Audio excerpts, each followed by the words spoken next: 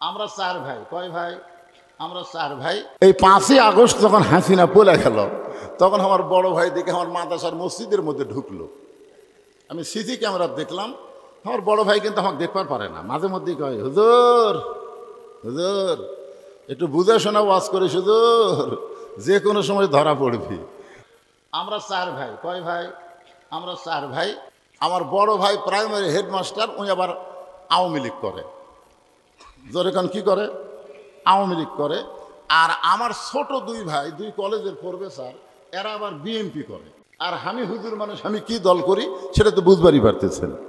কিন্তু এই 5ই আগস্ট যখন হাসিনা পলে গেল, তখন আমার বড় ভাই দেখে আমার মাদ্রাসার মসজিদের মধ্যে ঢুকলো। আমি সিসি ক্যামেরা দেখলাম।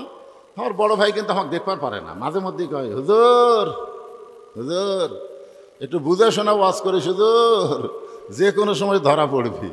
তা আমি একদিন বললাম, ভাইজান আপনি আমাকে যে ধরার কথা বলতেছেন আমি বুঝতে পারছি, সেটা হলো পুলিশ ধরা, কিন্তু আপনিও কিন্তু ধরা পড়বেন। তখন আমি আওয়ামী লীগ করি রে, আমাকে ধরবি কে? আমি বললাম, আপনি আজরাইল ধরবি ভাই। তখন উরি উরি ভরি, ও আজরাইল ধরার কথা মনে নাই। তো দেখলাম 5ই আগস্টে আমার ভাই মসজিদের মধ্যে ঢুকলো। তা আমি দোতলা থেকে নেমে এসে মসজিদের দরজায় খাড়া হলাম। ভাইজান কি খবর, হঠাৎ হুজুরের মসজিদে আইছেন? তখন ভাই আমাকে বলতেছে, তওবা করা। আমি বললাম, কি তওবা? বলে, বড় ভুল করছি রে, এমন একটা দল করছি যেই দলের মেম্বার থেকে প্রধানমন্ত্রী পর্যন্ত সব চলে গেছে, এই শালা দল আর আমি করবো না, তুই আমাকে তওবা পড়ে দে। তখন আসল মুসলমান কোনোদিন আল্লাহ ছাড়া অন্য কারো কাছে চাবে, দরকার হলে আসল মুসলমান ফাঁসির মঞ্চে যাবে, কিন্তু রাষ্ট্রপতির কাছে কোনোদিন বাঁচার দরখাস্ত লিখবে না। ধরে কোন কথা ঠিক কি না? এরকম আসল মুসলমান বাংলাদেশে আপনারা দেখেননি? দেখেননি? উকিল এসে বলতেছে, স্যার আপনি খালি রাষ্ট্রপতির কাছে একটা দরখাস্ত লেখেন, রাষ্ট্রপতি যদি আপনাকে মাফ করে তাহলে আপনার ফাঁসি কার্যকর হবে না। আসল মুসলমান মুচকি মুচকি হাসতেছে। উকিল বলে, হাসেন কেন? বলে, হাসার কারণ হলো তোমার কথা শুনে। তুমি যে আমাকে বলতেছো রাষ্ট্রপতির কাছে দরখাস্ত লিখলে রাষ্ট্রপতি আমাকে মাফ করবে। আরে আমি আমার জীবনে বাংলাদেশে 3টা রাষ্ট্রপতি ক্ষমতা থাকা অবস্থায় মরা দেখছি। ক্ষমতা থাকতেই মরিছে বঙ্গবন্ধু শেখ মুজিবুর রহমান, জিয়াউর রহমান আর জিল্লুর রহমান। যারা ক্ষমতা থাকতে নিজেই মরে যায়, তাদের কাছে কোনো ইমানদার প্রাণ ভিক্ষা চায় না। জোরে কোন কথা ঠিক কি না? প্রাণ ভিক্ষা চাবে কার কাছে? আরো জোরে বলেন, কার কাছে? আল্লাহ ছাড়া অন্য কারো কাছে চাওয়া যাবে না। প্রতি রাকাতে সূরা ফাতিহার মধ্যে আমরা স্বীকার করতেছি, ইয়্যাকা না'বুদু ওয়া ইয়্যাকা নাস্তাঈন। আমরা ইবাদত করি কার? তাহলে সাহায্য চাবো কার কাছে? রাখাল বলে, পথিক তুমি যদি আসল মুসলমান হও তাহলে তুমি দুধ চাইছো কার কাছে?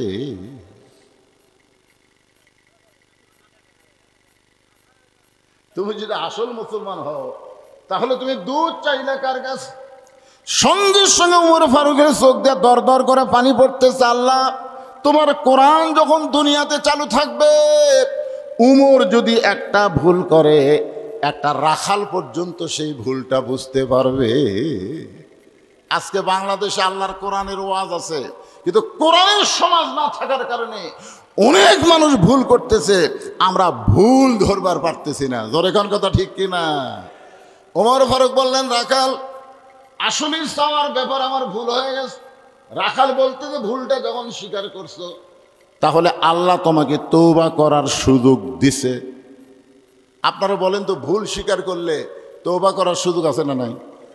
আদম আলাইহিস সালাম ভুল স্বীকার করছে, আল্লাহ তাকে তওবা করার সুযোগ দিছে। শয়তান ভুল স্বীকার করেনি, এজন্য আর তওবা করার সুযোগও নাই। জোরে কোন কথা ঠিক কিনা? আমাদেরকে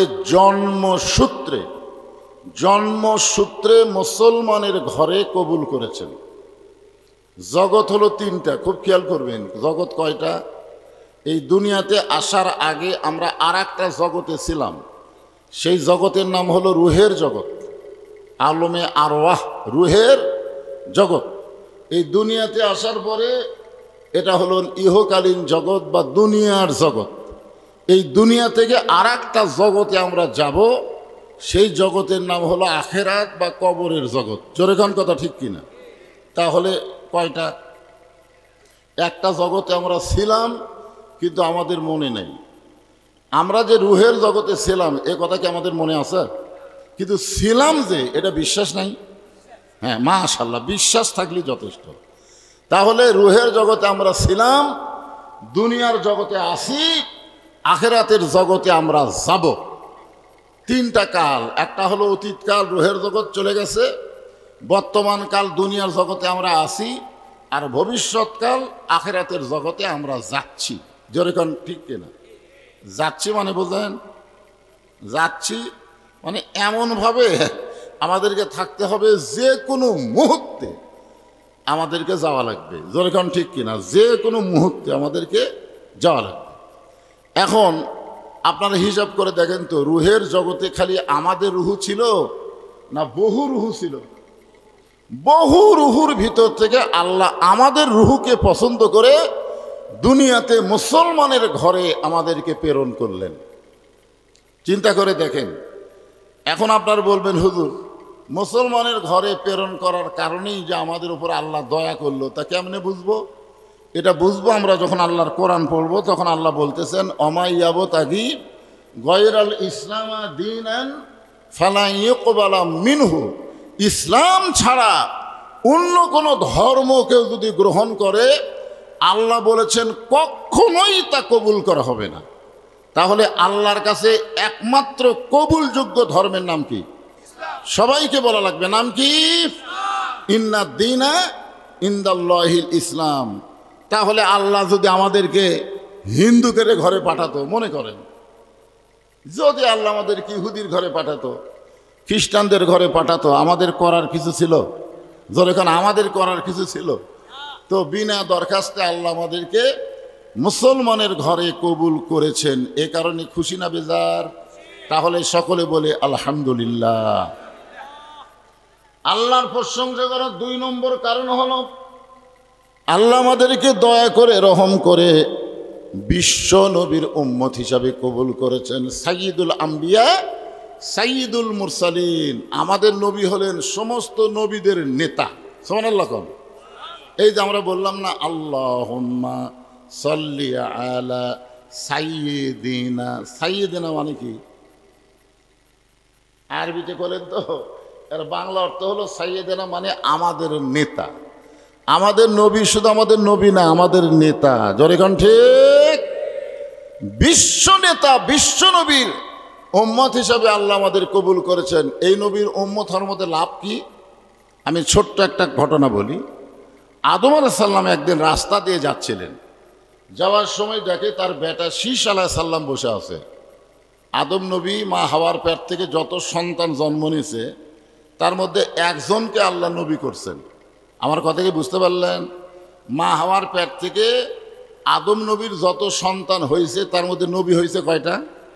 একজন, তার নাম হলো শীষ আলাইহিস সালাম। শীষ আলাইহিস সালাম একদিন রাস্তায় বসে আছে, কিন্তু বসার সাইজ খুব একটা ভালো না। যেরকম আপনারা মাঝে মাঝে ফাঁকা ফাঁকা হয়ে বসছেন, বসার একটা সাইজ নাই। ফাঁকা থাকলে পিছনে থাকে, অসুবিধা কি? কিন্তু মাঝে মাঝে ফাঁকা থাকলে ফাঁকের মধ্যে শয়তান ঢোকে। শয়তান ঢুকে মিন শাররিল ওয়াসওয়াসিল খান্নাস। শয়তান একসময় আপনার ভিতরে ধোঁকা দিতে পারে। তো শীষ আলাইহিস সালাম বসে আছে, বসার কোনো সাইজ নাই। যেরকম হাসিনা বসে আছিল ক্ষমতায়। জোরে কোন কথা ঠিক কিনা? আপনার বলেন তো, বসার কোনো সাইজ আছিল? হাসিনার খালি বসার সাইজ থাকলে আজকে এভাবে পলান লাগতো না। বসার একটা সাইজ আছে। ভোট হোক, ভোটে যাই জিতবে তাই বসবে। জোরে কোন কথা ঠিক কিনা? হ্যাঁ, বসার একটা সাইজ। তো এখন শীষ আলাইহিস সালাম বসে আছে, বসার কোনো সাইজ নাই। আদম আলাইহিস সালাম বললেন, বাবা শীষ, এরকম বেসাইজা বসে আছো কেন? শীষ বলতেছে, বাবা আমার মধ্যে একটু গরম গরম ভাব, গরম গরম ভাব। বলে গরম ভাব হওয়ার কারণ কি? বলে কারণ হলো 3টা। 1 নম্বর কারণ হলো আমার বাবা আল্লাহর নবী। 2 নম্বর কারণ হলো আমি নিজেও আল্লাহর নবী। 3 নম্বর কারণ হলো দুনিয়াতেই আমি বউ পাইছি জান্নাতের হুর। কিসের হুর? মানে আদম আলাইহিস সালামের হাওয়ার পেট থেকে জোড়া জোড়া সন্তান জন্ম নিত। মানে প্রথম জোড়ার সাথে পরের জোড়া ছেলে মেয়ে বিয়ে হতো, এভাবে শরীয়তে তখন নিয়ম ছিল। কিন্তু শীষ আলাইহিস সালাম জন্মের সময় জোড়া পায়নি, যার কারণে শীষ আলাইহিস সালাম যখন যুবক হলো তখন আদম নবী চিন্তায় পড়ে গেল যে আমার শীষ তো যুবক হয়ে গেল, এখন তো কোনো মেয়ে নাই। তখন আল্লাহ বললেন চিন্তা করা লাগবে না, আমি একটা বেহেশতের হুরকে শীষ আলাইহিস সালামের বউ করে পাঠিয়ে দিলাম, আপনি তার সঙ্গে বিয়ে দিয়ে দেন। তাহলে দুনিয়াতেই জান্নাতের হুরকে যে বউ পাইছে তার ভিতরে একটা ভাব থাকার কথা না? কথা বলেন। আবার বাপও কি নবী, নিজেও নবী। আদম আলাইহিস সালাম চোখের পানি বের করে বললেন, বাবা শীষ, নবীর বেটা নবী না হয়ে, বেহেশতের হুরের স্বামী না হয়ে, আখিরি জাহানের পয়গাম্বার নবী মুহাম্মদ রাসূলুল্লাহর উম্মত যদি হতে পারতে তোমার জীবন ধন্য হয়ে যেত। আদম নবীর কথা শুনে তো শীত চমকে গেছে, যে নবীর বেটা নবী না হইয়া, বেহেশতের হুরের স্বামী না হইয়া, ওই শেষ নবীর উম্মত হয়ে গেলে আমার জীবন ধন্য হতো কেমনে? আদম বলতেছেন, তাহলে শোনো, আমি সামান্য একটা ভুল করার কারণে 350 বছর আমি কেঁদেছি, কাঁদতে কাঁদতে আমার চোখের পানি পড়তে পড়তে গোস্ত পচে মুখের হাড় বের হয়ে গেছে, এরপরও আল্লাহ আমার তৌবা কবুল করেনি। ওই নবীর ওসিলা যখন ধরেছি তখন আল্লাহ আমার তৌবা কবুল করেছে। শোনো শীষ, ওই নবীর উম্মতেরা যদি সারা জীবন পাপ করে, মৃত্যুর আগে ওই নবীর ওসিলায় যদি একবার তৌবা করে, সঙ্গে সঙ্গে আল্লাহ তার জীবনের সব গুনাহ মাফ করে দিবে। শীষ আলাইহিস সালাম বলতেছেন, বাবা তাহলে নবীর বেটা নবী না হয়ে, বেহেশতের হুরের স্বামী না হয়ে, ওই নবীর উম্মত যদি হতে পারতাম তাহলে আমার জীবন বড় ধন্য হয়ে যেত। আদম বললেন, বাবা শীষ, ওই নবীর উম্মত সবাই হতে চাইলেও হতে পারবে না, ওই নবীর উম্মত হবার গেলে ভাগ্য লাগে। জোরে কোন কি লাগে? এখন আপনারা বলেন তো আমাদের ভাগ্য ভালো না খারাপ? আরো জোরে বলেন। সেই নবীর সুন্নাতকে বাদ দিয়ে ইংরেজ খ্রিস্টানদের চাল চরিত্র আমরা গ্রহণ করেছি। যেই নবী আমাদেরকে বাদ দিয়ে নিজে জান্নাতে প্রবেশ করবে না, রাসূল বলেছেন আমার একটা উম্মত বাহিরে থাকা অবস্থায় আমি নবী নিজে জান্নাতে প্রবেশ করব না, সমস্ত উম্মতেরা জান্নাতে ঢুকলে এরপরে আমি নবী জান্নাতে যাব। এমন একটা নবী পাওয়ার পরে খুশি হয়ে আমরা সবাই আল্লাহর দরবারে শুকরগুজার করছি, আলহামদুলিল্লাহ। আমরা আল্লাহর প্রশংসা করার 3 নম্বর কারণ হলো যে কোরআন থেকে আপনারা আলোচনা শুনবেন, এই কোরআনের মধ্যে কোনো সন্দেহ, যারা কইলেন না এই নাই শব্দটা, যারা কইলেন না, মুখ বন্ধ করে থাকলেন, আচ্ছা আপনাদের কান্দের ফেরেশতা কি লিখবে কোন তো? না আপনাদের কান্দর 2টা ফেরেশতা আছে না? নাই বিশ্বাস করেন আছে? কিরামান কাতিবিনা ইয়ালামুনা মা তাফআলুন। একটা গানও আছে, তোমার 2 কান্দে 2 মোহরি, লেখিতেছেন ডায়েরি, দলিল দেখে রায় দিবে, টাকা পয়সার নাই কারবার। যখন আমি বললাম জালিকাল কিতাবুল লা রাইবা ফি, এই কোরআনে কোনো সন্দেহ যারা নাই বলেছেন, ডান কান্দের ফেরেশতা লেখা মাত্রই আল্লাহ বলেছেন তোমরা সাক্ষী থাকো, আমার কোরআনকে যারা সন্দেহ নাই বলল, আমি আল্লাহ তাদের জীবন থেকে জাহান্নামকেও দূর করে দিলাম। আপনারা কি ভাবতেছেন নামাজ দিয়া, রোজা দিয়া, হজ দিয়া, যাকাত দিয়া জান্নাতে যাবেন? জান্নাতে যাইতে গেলে আল্লাহর দয়া লাগবে, যে কোনো ওসিলাই আল্লাহ আমাদেরকে জান্নাত দিবার পারে। জোরে কোন কথা ঠিক কি না? সবচাইতে হক কথা হলো, সত্য কথা হলো, এই কোরআনের মধ্যে কোনো সন্দেহ, এই কোরআনে কোনো ধোঁকা, এই কোরআনে কোনো গোজামিল। মাশাআল্লাহ, 3 বারে আপনারা নাই নাই করলেন। আমি সেই কোরআন থেকে একটা আয়াত তেলাওয়াত করেছি। আল্লাহ বলতেছেন যারা আমাকে বিশ্বাস স্থাপন করেছো তারা আমাকে ভয় করো, শুধু ভয় করলে হবে না, ভয় করার মতন ভয় করো, আর তোমরা মুসলমান না হয়ে মৃত্যুবরণ করো না। আমাদের সকলের সামনে মৃত্যু আছে না নাই? একটা গজল আপনারা শুনছেন, কিন্তু যেদিন ডাক পড়িবে কবর মাঝে যাইতে, জোগাড় কিছু করছো বন্ধু তার মাঝে বিছাইতে। এই ছেলেবেলারে আসা খাড়ায় থাকবে কেন? জায়গা নাই তো? বহু জায়গা আছে, আর বসে না কেন? এই যে বসবার কলি কতগুলো বার চলে যায়, যাবেই। কোরআনের মাহফিলে বসা সবার ভাগ্য হবে না, এখানে বসবার গেলেও ভাগ্য লাগবে। জোরে কোন কথা ঠিক কিনা? আল্লাহ কোরআনে বলেছেন হুদাল্লিল মুত্তাকিন, মুত্তাকি যারা হবে তাদেরকেই কেবলমাত্র এই কোরআন হেদাত দিবে। জোরে কোন কথা ঠিক কিনা? মুত্তাকি ছাড়া এখানে কেউ বসে পারবে? যারা আপনারা বসছেন সবাই আপনারা মুত্তাকি বলেন সুবহানাল্লাহ। মুত্তাকির এক নম্বর বৈশিষ্ট্য হলো আল্লাযীনা ইউমিনুনা বিল গায়ব, অদৃশ্যের প্রতি তাদের বিশ্বাস স্থাপন আছে। আমরা আল্লাহকে বিশ্বাস করি না, দেখছি কোনোদিন? জাহান্নামের কথা শুনলে মনে কষ্ট হয়, জান্নাতের কথা শুনলে মন আনন্দ পায়, তার মানেই তো আমরা বিশ্বাসী। জোরে কোন সুবহানাল্লাহ। যত বড়ই পাপী হন, জাহান্নামের কথা শুনলে মনে যদি কষ্ট হয়, জান্নাতের কথা শুনলে মনে যদি আনন্দ পায়, বিশ্বাস করেন আপনার ঈমান আছে। আপনি পাপী হতে পারেন কিন্তু আপনার ঈমান আছে। আপনি যদি পরকালকে বিশ্বাস করেন আপনার ঈমান আছে, আল্লাহকে দেখেন নাই বিশ্বাস করেন, ঈমান আছে। আর ঈমান এটা হলো মুত্তাকির এক নম্বর বৈশিষ্ট্য, আল্লাযীনা ইউমিনুনা বিল গায়ব, অদৃশ্যের প্রতি বিশ্বাস স্থাপন করা। এই বসতে বললাম, কতগুলো ছেলে ঘাড় তেড়ে করে চলে গেল, যা অসুবিধা আছে? যে কয়েকজন আপনারা বসেছেন একটু মনোযোগ দিয়ে শুনবেন। আল্লাহ বললেন ইয়া আইয়ুহাল্লাযীনা আমানু, যারা আমাকে বিশ্বাস স্থাপন করেছো, এই বিশ্বাস স্থাপনকারীর জন্য আল্লাহর এক নম্বর ওয়াজ হচ্ছে আত্তাকুল্লাহ, ভয় করতে হবে। কাকে? এখন আসরের নামাজ পড়ছে, আসর নামাজ পড়ে জমির ধান দেখবার গেছে, বুঝছেন? ধান দেখবার যায় দেখে ওপর জমির পানি চলমল করতেছে, নিচে ওর জমির পানি নাই। নিচে ওর জমির কি নাই? পানি নাই। ওই এখন চারিদিকে তাকায় দেখতেছে কেউ আছে কিনা, চারিদিকে তাকায় দেখে কেউ নেই। আস্তে করে বসে ওই বিসমিল্লাহ করে জমির আল কাটছে। জমির আল কাটায় ওই পানি দিয়ে হাত ধোছে, ধুয়ে আবার দাঁড়ায় চারিদিকে তাকায় বলতেছে আলহামদুলিল্লাহ, কেউ দেখেনি।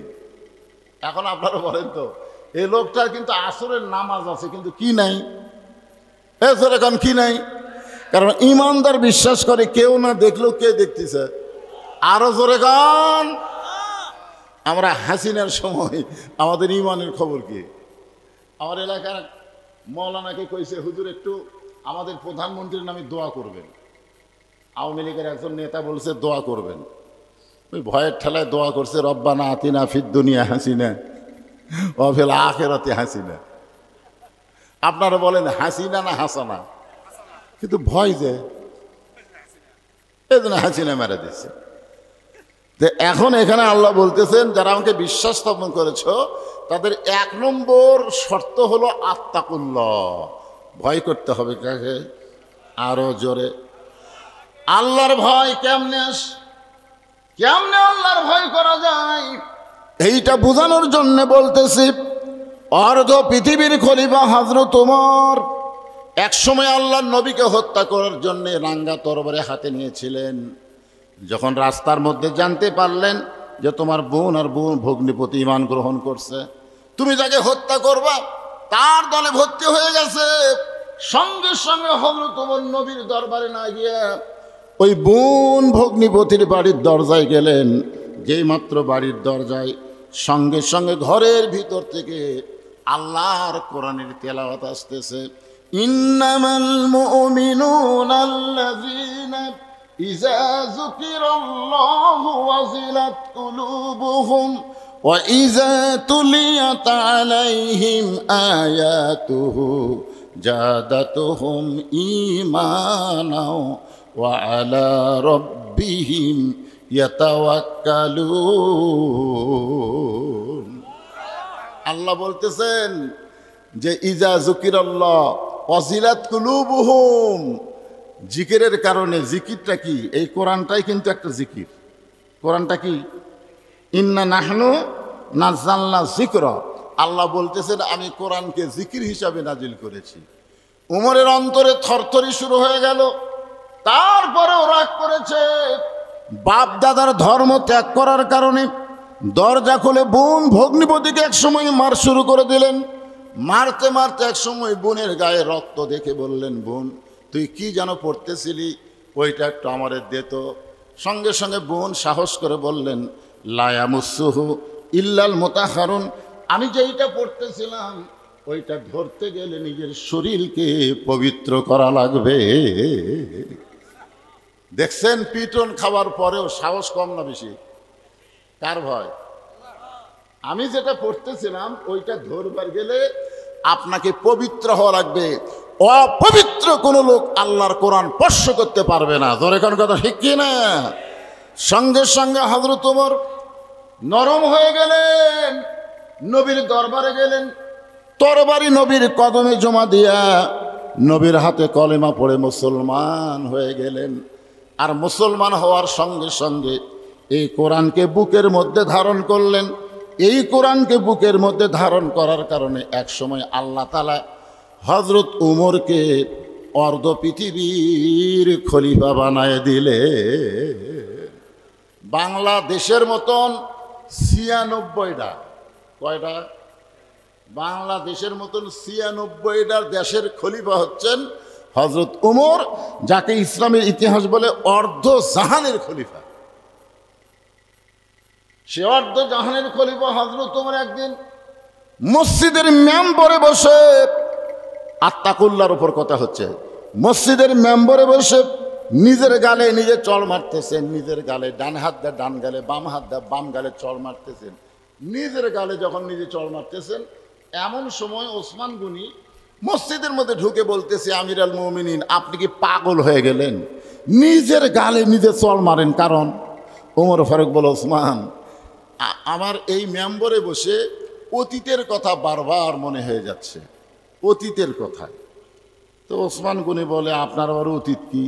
বলে, আমার অতীত হলো আমি খালার বাড়িতে রাখালি করতাম। আমি খালার বাড়িতে কি করতাম? রাখালি করতাম। আমার কাজ হচ্ছে ছাগল চড়ানো। আমি ছাগল চড়ায় বিকালবেলা যখন বাড়িতে আসতাম, আমার খালা ছাগলের পাল গুনা দেখে ২-৪টা কম পড়ে গেছে। তখন আমার কান ধরে বলতো, ওমর, কয়টা ছাগল নিয়ে গেলে আর কয়টা ফেরত আনলে? আমি ছাগল গুনা দেখি ৩-৪টা কম। আমি আবার দৌড় দিতাম। এক দৌড়ে গিয়ে পাহাড়ি এলাকা থেকে ছাগলগুলো খুঁজা খুঁজা এনে খালারে যখন জমা দিতাম, খালা আমার মাথার চুল এভাবে মুড়তে ধরে বলতো, ওমর, যেই ভুল আজকে করেছো, এই ভুল যদি আগামীকাল করো, তোমার রাখালির চাকরি ক্যান্সেল করে দেব। আমি সঙ্গে সঙ্গে খালার পা ধরে বলতাম, খালা, আমার রাখালির চাকরি যদি আপনি ক্যান্সেল করে দেন, তাহলে আমি থাকবো কোথায়, খাবো কি? আমি কোথায় থাকবো খালা? আমাকে কে খাবার দেবে? একদিন যে উমর রাখালের চাকরি রক্ষা করার জন্য খালার পা ধরে কেঁদেছে, আজকে সেই উমরকে আল্লাহ অর্ধ পৃথিবীর খলিফা বানাইছে। এটা উমরের যোগ্যতায় নয়, এটা কেবলমাত্র আল্লাহর কোরআনের ওসিলায়।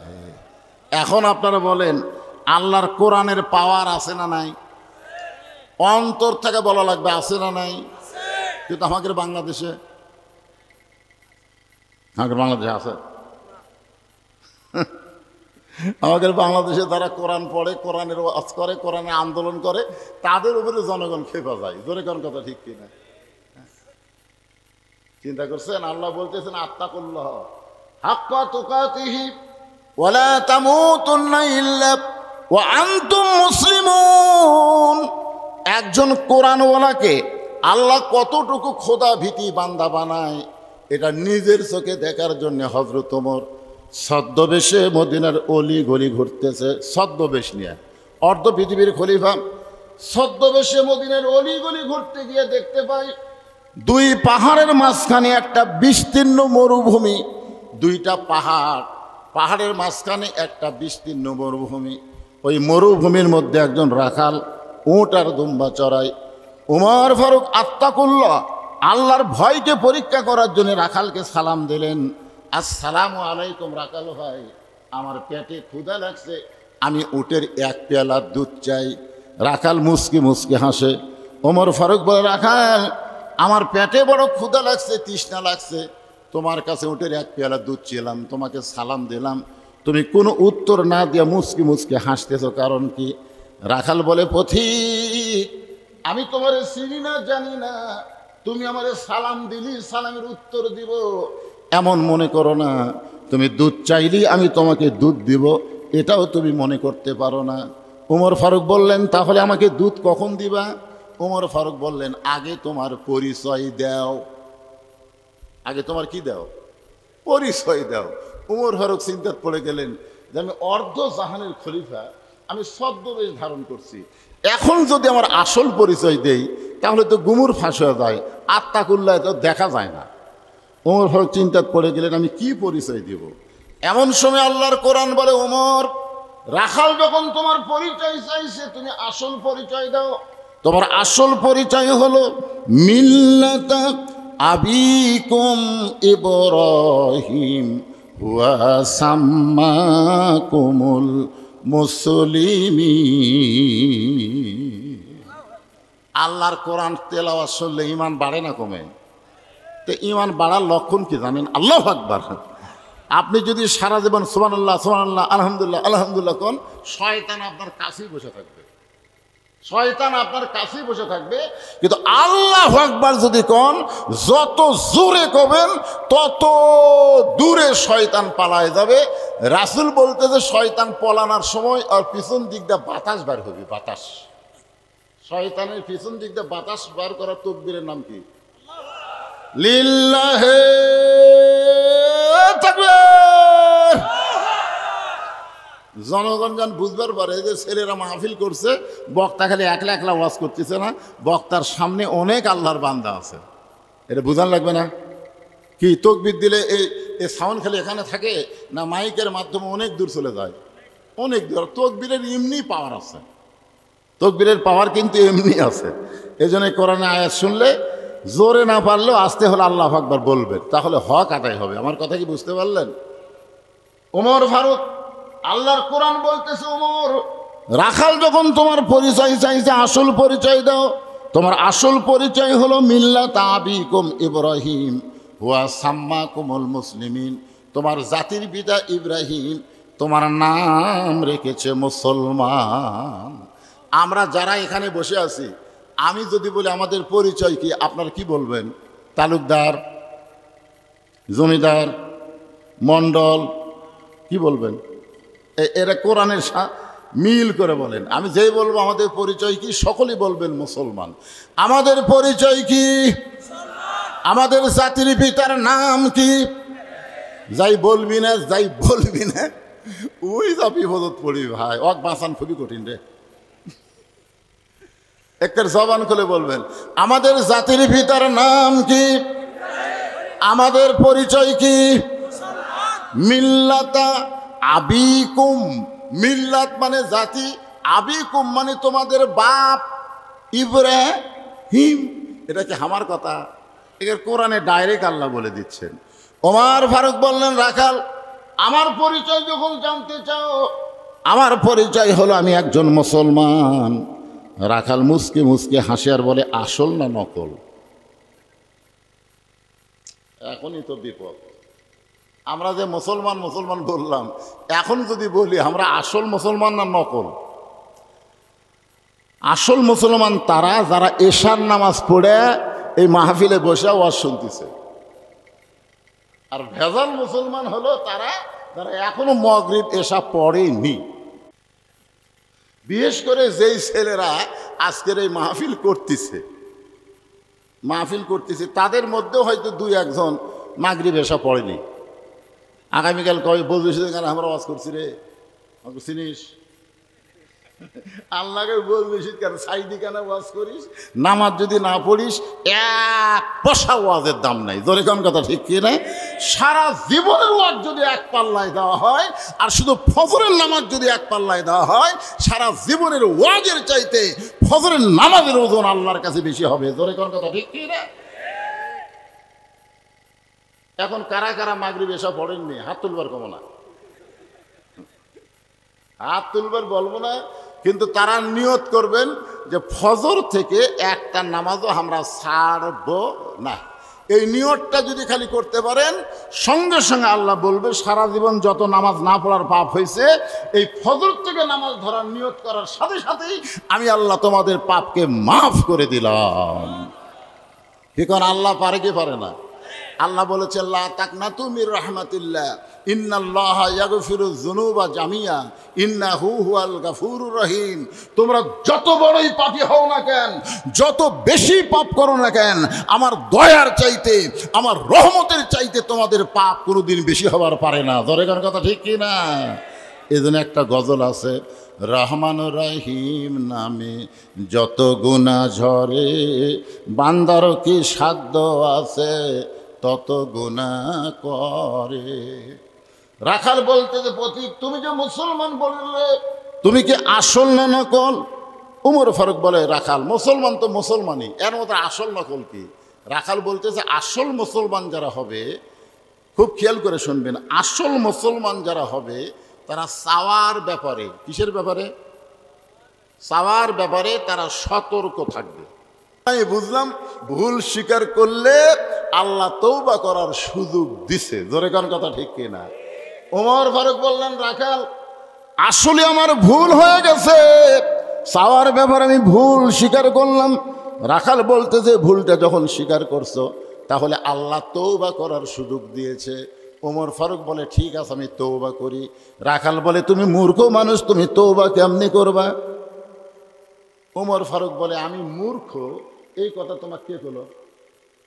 রাখাল বলতেছে চাওয়ার ব্যাপারে যে সতর্ক হয় না, সে যত বড়ই শিক্ষিত হোক সে এক নম্বর মূর্খ। যত বড়ই শিক্ষিত আপনি হন, আপনি যদি কোনো সময় বলেন আমার দয়াল বাবার দরবারেতে কেউ ফিরে না খালি হাতে, আপনারা বলেন তো শিক্ষিত আর মূর্খ? ওই যদি বলতো আমার দয়ার আল্লাহর দরবারেতে কেউ ফিরে না খালি হাতে, আল্লাহ আল্লাহ আল্লাহ, তাহলে বুঝবেন ওই শিক্ষিত। শিক্ষিত লোক কোনোদিন বাবার দরবারে হাত পাতাবে না, আল্লাহর দরবারে হাত পাতাবে। জোরে কোন কথা ঠিক? কথা কন না কেন ভাইরে? কথা কন না কেন? ওমর ফারুক চোখের পানি নিয়ে বললেন রাখাল ভাই তাহলে আমাকে তওবা পড়াও। এবার রাখাল হযরত ওমরকে তওবা পড়াচ্ছেন। যারা মাগরিব এশার নামাজ পড়েননি, মনে করেন ফজর আগে যদি আপনাদের মৃত্যু হয়ে যায়, এই তওবা করলে মরলেও আপনারা জান্নাতে যাবেন। আর যারা এশার নামাজ পড়েছেন মনে করেন না আমি কি হনু রে, যেভাবে এশার নামাজ পড়া দরকার সেভাবে আমরা পড়বার পারিনি। জোরে কোন কথা ঠিক কিনা? এজন্য নামাজি বেনামাজি সবাই মিলে আমরা একটা তওবা করি। মন কষ্ট নেবেন? তাহলে আমার সঙ্গে সকলে পড়েন আস্তাগফিরুল্লাহ রব্বি মিন কুল্লি জামবিন ওয়া তুবু ইলাইহি লা হাওলা ওয়ালা কুওয়াতা ইল্লা বিল্লাহিল আলিয়্যিল আযীম। ওমর ফারুক তওবা করার পরে বলতেছে ও রাখাল ভাই আল্লাহর হস্তে উঠের এক পেয়ালা দুধ দাও। রাখাল মুচকি মুচকি হাসে। ওমর ফারুক বলে আমি তো বললাম আল্লাহর হস্তে, তারপরে তুমি হাসো কেন? রাখাল বলতেছে পথিক তওবা করার পরে তুমি আবার মুনাফিকি করলে। যেই বলছে মুনাফিকি, উমর ফারুক চেহারা রক্তের মতো লাল হয়ে গেছে। আপনার বলেন তো কাফের ভালো না মুনাফিক ভালো? ভালো কোনটাই নয়, দুটাই খারাপ, কিন্তু এর মধ্যে মুনাফিক আবার বেশি খারাপ। কারণ আল্লাহ কোরআনে বলেছেন মুনাফিকেরা থাকবে জাহান্নামের সব চাইতে নিচে। মুনাফিকেরা থাকবে কোথায়? কথা কন না কেন? জাহান্নামের সব চাইতে নিচে থাকবে। রাসূল বলেছেন জাহান্নামের উপরে কাফেরেরা যে পেশাব পায়খানা করবে, জাহান্নামের নিচে থাকার কারণে মুনাফিকেরা কাফের বেঈমানদের পেশাব পায়খানা খাবে। সাহাবীরা বলল হুজুর এই বদমাইশ মুনাফিক কোন দলের মধ্যে তৈরি হবে? আল্লাহ রাসূল বললেন আফসোস, এই মুনাফিকেরা তৈরি হবে মুসলমানের ভিতরে। এই মুনাফিকেরা আবাদ হবে কোন জায়গা? কথা কয় না কেন? মুসলমানের ভিতরে।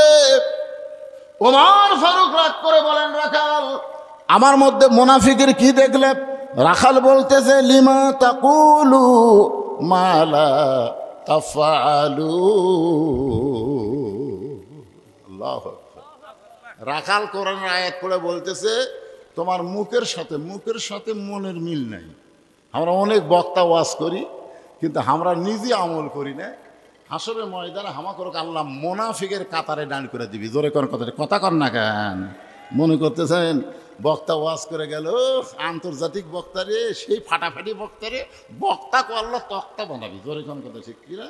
কারণ লিমা তাকুলু মালা তাফালুন, বক্তার কথার সাথে যদি আমলের মিল না থাকে ওই বক্তা না, ওই বক্তা হলো মুনাফিক। জোরে কোন কথা ঠিক কিনা? কথা বলেন।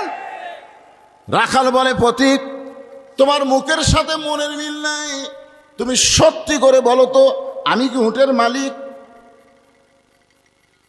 আমি কি উটের মালিক? আমি যদি উটের মালিক হইতাম তুমি আমাকে রাখাল বললা কেন? আর যখনই তুমি আমাকে রাখাল বলছো তখন তোমার মন বলতেছে আমি উটের মালিক না। আর মালিক বাদ দে, রাখালের কাছে কেউ যদি আল্লাহর হস্তেও চায় রাখাল দিবার পারবে। যার প্রমাণ আমি নিজে। আমি একদিন পাবনা বাইকোলা ওয়াশ করে টেস্ট থেকে নামছি, ইতিমধ্যে এক লোক 100 টাকার কসকসা লোট আমার হাতত দিচ্ছে, সেই চকচকা লোট। আমি পকেটে থেকে বলতেছি ভাই কি নিয়ত? কয় হুজুর আপনি একটু দোয়া করেন, হুজুর একটু দোয়া করেন। আমি বললাম কি দোয়া ভাই? বলে আমার বইয়ের পেটত বাচ্চা চাইছে, আল্লাহ যেন একটা পুত্র সন্তান দেয়। তখন আমি চোখ বন্ধ করলাম, বন্ধ করে পকেট থেকে 200 টাকা বাইর করে দিল। হুজুর আমি তো টাকা চাইনি, দোয়া চাইছি। আমি বললাম পাগলা তুই তো জানিস না আমি নিজেই 3 মেয়ের বাপ, আমাকে আল্লাহ একটা পুত্র দেয়নি রে, এ পর্যন্ত 3টা মেয়ের বাপ হচ্ছে। তো আমার দোয়া দিয়ে যদি পুত্র সন্তান হয় তাহলে আমার বইয়ের পেটেতে আগে হতো। তখন আমাকে বলতে যে হুজুর আমি তো আর জানি না আপনি 3 মেয়ের বাপ, তাহলে আপনি টাকা আপনি নেন, আমারটা আমার দেন। ওরে যেই টাকা দিছি ওই মারতেছি দৌড়। আমি খপ করে হাত ধরে বললাম কোথায় যাবি? বলে যেই হুজুরের বেটা চলাও আছে তার কাছে আমি দোয়া নেব। আমি বললাম কোনো হুজুরের কাছে না, কোনো বাবার কাছে না, কোনো মাজারে না, পাবার যদি চাও কেবলমাত্র একমাত্র মালিকের কাছে চাও। জোরে কোন কথা ঠিক কিনা?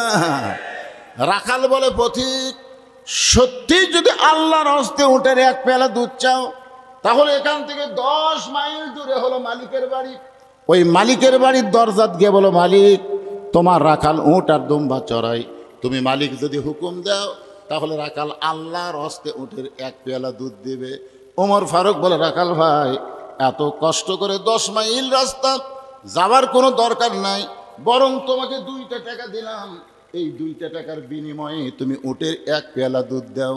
রাখাল মুসকে মুসকে হাসের বলে পথিক তুমি কি হজরত উমরকে চিনো? রাখাল বলতেছে তুমি কি হজরত উমরকে চিনো? যদি হজরত উমরকে চিনতা এরকম বেসাইদা প্রস্তাব দিতে না। তুমি জানো উমরের গুপ্ত বাহিনী যদি দূর থেকে দেখ পারবাই তুমি আমাকে 2 টাকা ঘুষ দিছে, আর আমি মালিক ছাড়া তোমাকে উটের 1 পেয়ালা দুধ দিলাম, তাহলে তোমাকেও ধরবে আমাকেও ধরবে। এই বুড়া বয়সে কি তুমি ধরা খাবার চাও? ওমর ফারুক বলে রাখাল ভাই তাহলে চলো পাহাড়ের গুহার মধ্যে যাই, ওই পাহাড়ের গুহার মধ্যে গিয়া তোমাকে গোপনে 2 টাকা দিব, আর তুমি গোপনে উটের 1 পেয়ালা দুধ দিবা। উমরের গুপ্ত বাহিনীও ধরতে পারবে না, তোমার মালিকও জানতে পারবে না। রাখাল চিল্লায় বলে তুমি ভণ্ড, তুমি ভণ্ড, তুমি ভণ্ড। উমর ফারুক বলে রাখাল আমার মধ্যে ভণ্ডামির কি দেখলা? রাখাল বলে পথিক যেখানে উমরের গুপ্ত বাহিনী দেখতে পায় না, যেখানে রাখালের মালিক দেখতে পায় না, সেখানে রাখালের আল্লাহ দেখতে পায়। আত্তাকুল্লাহ হাক্কা তুকাতিহি, কেউ যখন দেখে না দেখে কে? এই একটা বিশ্বাস যদি মুমিনের কলিজায় থাকে সে মুত্তাকি বান্দা হবার পারবে। যেই বলতেছে কেউ যখন না দেখে তখন রাখালের আল্লাহ দেখতে পায়। ওমর ফারুক মারছে দৌড়, এক দৌড়ে পাহাড়ের পাদদেশে গিয়া 2 রাকাত নামাজ পড়ে আল্লাহর কাছে বলতেছে আল্লাহ তোমার কোরআন এত সুন্দর, তোমার কোরআন এত সুন্দর, তোমার কোরআন যখন দুনিয়াতে চালু থাকবে তখন প্রত্যেকটা মুসলমান বিশ্বাস করবে কেউ না দেখলেও আল্লাহ দেখতেছে। জোরে কোন কথা ঠিক কিনা? কেউ না দেখলেও কে দেখতেছে? ওমর ফারুক আল্লাহর কাছে আনন্দ নিয়ে কাঁদতেছে, আল্লাহ আমি রাখালের মধ্যে এতক্ষণ যা দেখলাম, এতক্ষণ রাখালের সঙ্গে যা আমার হলো, রাখাল আসলে আত্তাকুল্লাহ হাক্কা তুকাতিহি, প্রকৃত কোরআনওয়ালা একজন মানুষ। আল্লাহ, আমি রাখালকে দেখিনি আল্লাহ, এতক্ষণ রাখালের মধ্যে তোমার কোরআন শরীফ দেখতে পাইছি। এই কথা বলে কে কাঁদতেছে? ওমর। পিছনে রাখাল এসে বলতেছে, যতই কান্দো তুমি, যতই কান্দো, উটের দুধ দেওয়া যাবে না। ওমর ফারুক বলে, রাখাল ভাই, উটের দুধের কোনো দরকার আমার নাই, আমি শুধু তোমাকে জানতে চাই, তুমি না দেখা আল্লাহকে কলিজার মধ্যে জায়গা দিয়ে আত্তাকুল্লাহ ডিগ্রি অর্জন করে আল্লাহর কোরআন অনুযায়ী চলতেছো, এর বিনিময়ে তোমার চাহিদা কি? আপনারা বলেন, আল্লামা সাইদি হুজুর 50 বছর কোরআনের তাফসির করছে, কথা কর না করেনি? 13 বছর অপরাধে জেলখানাত না বিনা অপরাধে? যারা বলবেন না তাদের মনে হয় সন্দেহ আছে। কেরে সাইদি হুজুর যত কথা কইছে প্রত্যেকটা কথা 100 হয়নি, হ্যাঁ? তারপরে আপনাকে সন্দেহ হচ্ছে? বিনা দোষে তাকে 13 বছর জেলখানায় বন্দি করে রাখছে। জেলখানার ভিতরে তার চেহারা যখন টসটসে হয়ে গেল, তখন তাকে আবার হাসপাতালের চিকিৎসার নাম করে হাসপাতালে গিয়ে তাকে হত্যা করা হলো। জোরে কোন কথা, ঠিক কথা বলেন? আপনারা বলেন তো, সাইদি হুজুরের চাহিদা কি? ওমর ফারুক বললেন, রাখাল, এই না দেখে আল্লাহকে কলিজার মধ্যে জায়গা দিয়ে আল্লাহর কোরআন অনুযায়ী চলতেছো, এর বিনিময়ে তোমার চাহিদা কি? কারণ তোমার তো ভালো কোনো বাড়ি নাই, ভালো কোনো চাকরি নাই, ভালো কোনো খাবার নাই, এই রোদে পড়ে পড়ে তুমি উটদুম্বা চড়াও, এর বিনিময়ে তুমি আল্লাহর কোরআন মানতেছো, এর বিনিময় হিসাবে তোমার চাহিদা কি? রাখাল ছোট্ট বাচ্চার মতন কান্দার বলে, পথিক, আমার চাহিদার কথা যখন শুনতে চাও তাহলে শোনো। আমার চাহিদা হলো, আমার সঙ্গে সকলে পড়েন, রব্বানা, পড়েন, রব্বানা আতিনা ফিদ দুনিয়া হাসানাতাও ওয়া ফিল আখিরাতি হাসানা ওয়া কিনা আযাবান্নার। ওমর ফারুক বলে, পাগলা, আমি তোমার কাছে তোমার চাহিদার কথা শুনতে চাইলাম, আর তুমি আল্লাহর কোরআন আয়াত শোনায় দিলে। রাখাল বলে, তুমি আসলেই মূর্খ। আরে পাগল, এই আয়াত দিয়ে আমি কি বুঝালাম তুমি জানো? ওমর ফারুক চমকে উঠছে, ছদ্মবেশ, বুঝতে পারছে এটা উমর। তাই তুমি জানো এই আয়াত দিয়ে আমি দুটা চাহিদা, আতিনা ফিদ দুনিয়া হাসানা, দুনিয়ার সৌন্দর্য হলো মহামানব হযরত উমরকে আমি এক নজর দেখতে চাই, যে উমর আল্লাহর কোরআন দিয়ে রাষ্ট্র চালানোর কারণে আমার মতন রাখাল আত্তাকুল্লাহ ডিগ্রি অর্জন করতে পেরেছে, সেই উমরকে যদি খালি একটা নজর দেখতে পাইতাম, এই দুনিয়ার চাহিদা আল্লাহ আমার পূরণ করত। আর আমার 2 নম্বর চাহিদা হলো, আমি রাখাল যখন মরে যাব, অদম রাখালকে আল্লাহ যেন জান্নাত দেয়। তাহলে চাহিদা কয়টা? অফিল আখিরাতে হাসানা, মানে কি? আখিরাতে সৌন্দর্য হলো আল্লাহ যেন রাখালকে জান্নাত দেয়। ওমর ফারুক দৌড়ে গিয়ে রাখালের হাতটা এরকম আমার দিকে তাকান, খস করে ধরি, 3 বার চুমা খাচ্ছে। রাখালকে, পাগলা নাকি, আমার ঘামা হাতে চুমা খেলে? ওমর ফারুক বলে, রাখাল ভাই, আল্লাহ তোমার 2 নম্বর চাহিদা পুরো করছে, মরার সঙ্গে সঙ্গেই আল্লাহ তোমাকে জান্নাত দিয়ে দিবে। আচ্ছা আপনারা বলেন তো, রাখাল যে কোরআন অনুযায়ী চলতেছে, মরার পরে খুঁটি যাবে? আয়াতটাকে শোনেন, আপনাদের বিশ্বাস হচ্ছে না। আল্লাহ কোরআনে বলেন, ইন্নাল্লাযীনা ক্বালু রাব্বুনাল্লাহু সুম্মা ইসতাকামু তাতানাজ্জালু আলাইহিমুল মালায়েকা আল্লা তাখাফু ওয়া লা তাহজানু ওয়া আবশিরু বিল জান্নাতিল্লাতী কুনতুম তুআদুন।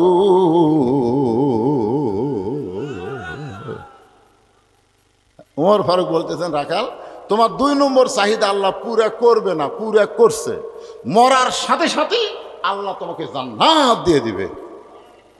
আপনারা সুবহানাল্লাহ কন, কিন্তু রাখাল কয় না।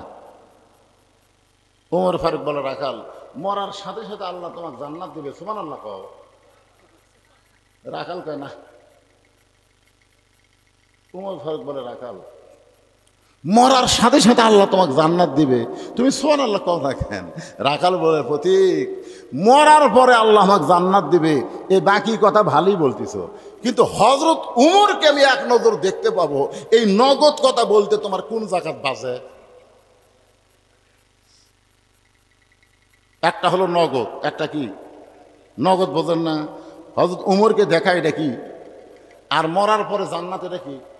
তো মরার পরে জান্নাত পাই, বাকি কথা ভালোই বলতেছো, কিন্তু হযরত উমরকে এক নজর দেখতে পাবো, এই নগদ কথা বলতে কোন জায়গায় বাজে? উমর ফারুকের চোখ দিয়ে দর দর করে পানি পড়তেছে। আমি যে উমর, এটা রাখালকে কেমনে বলবো?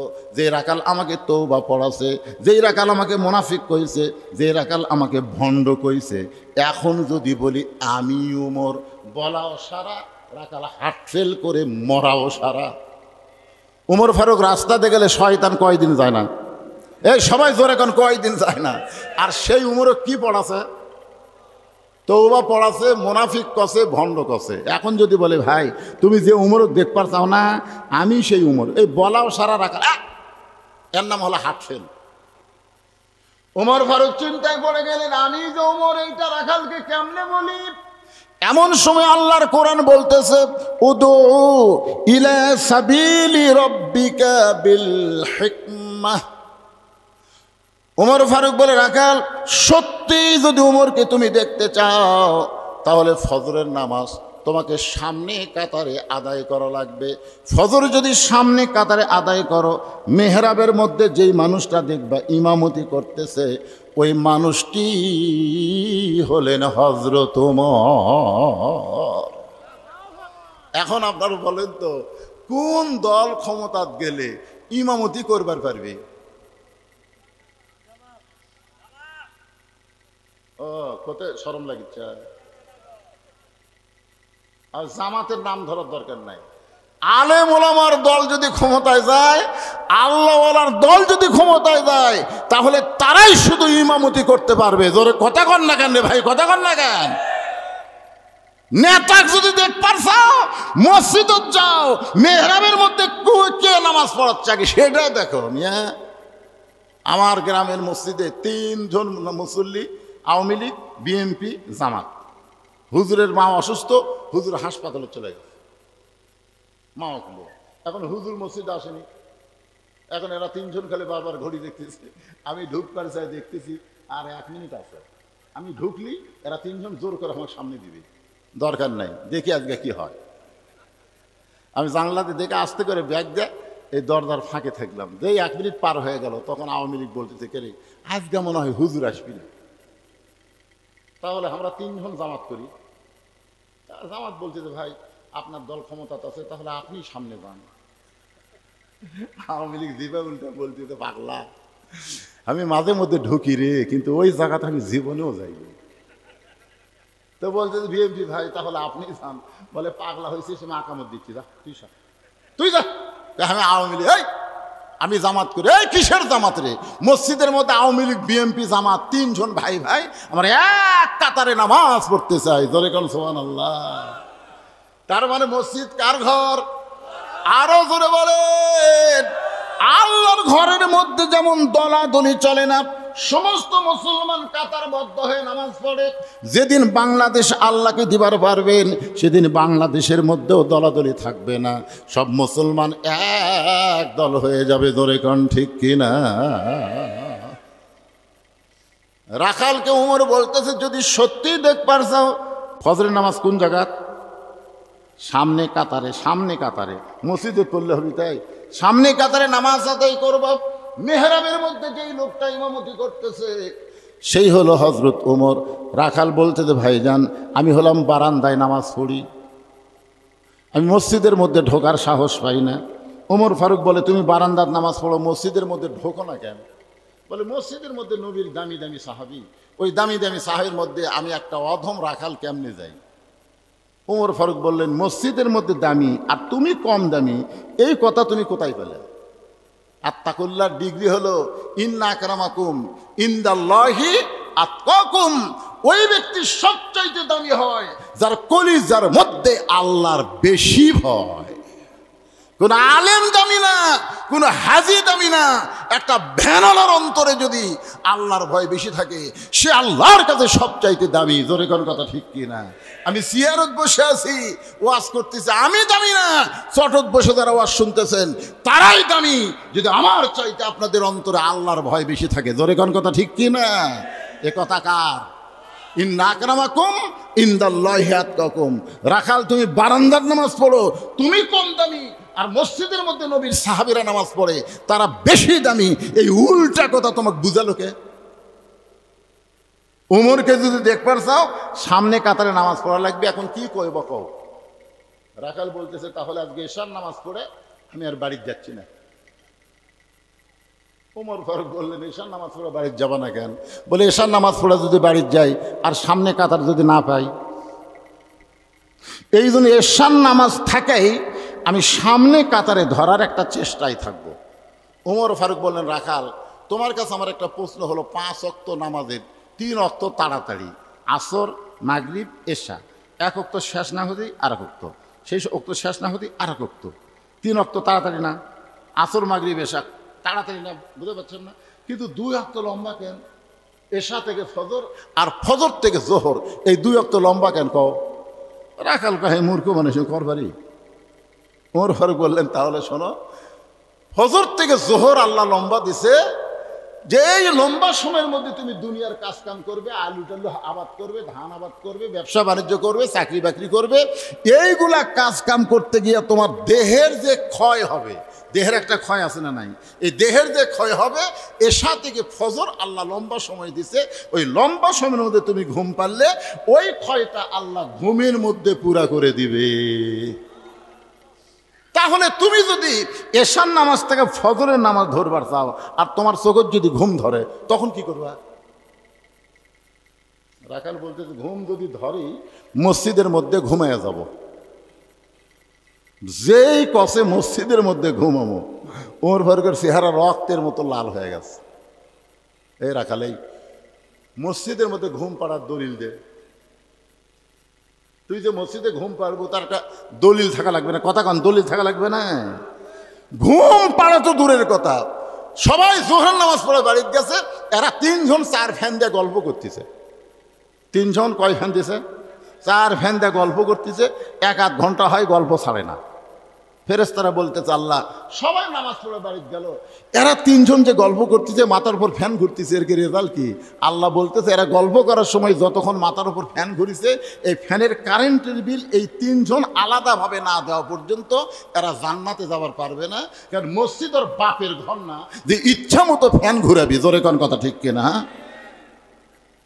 আমরা ছোটবেলায় পিএস, কাঁচা পিএস খাই মসজিদে গেছি, কুনে যে ঘুতে মেরে বের করে, তোর মুখ পিএস গন্ধাই রে।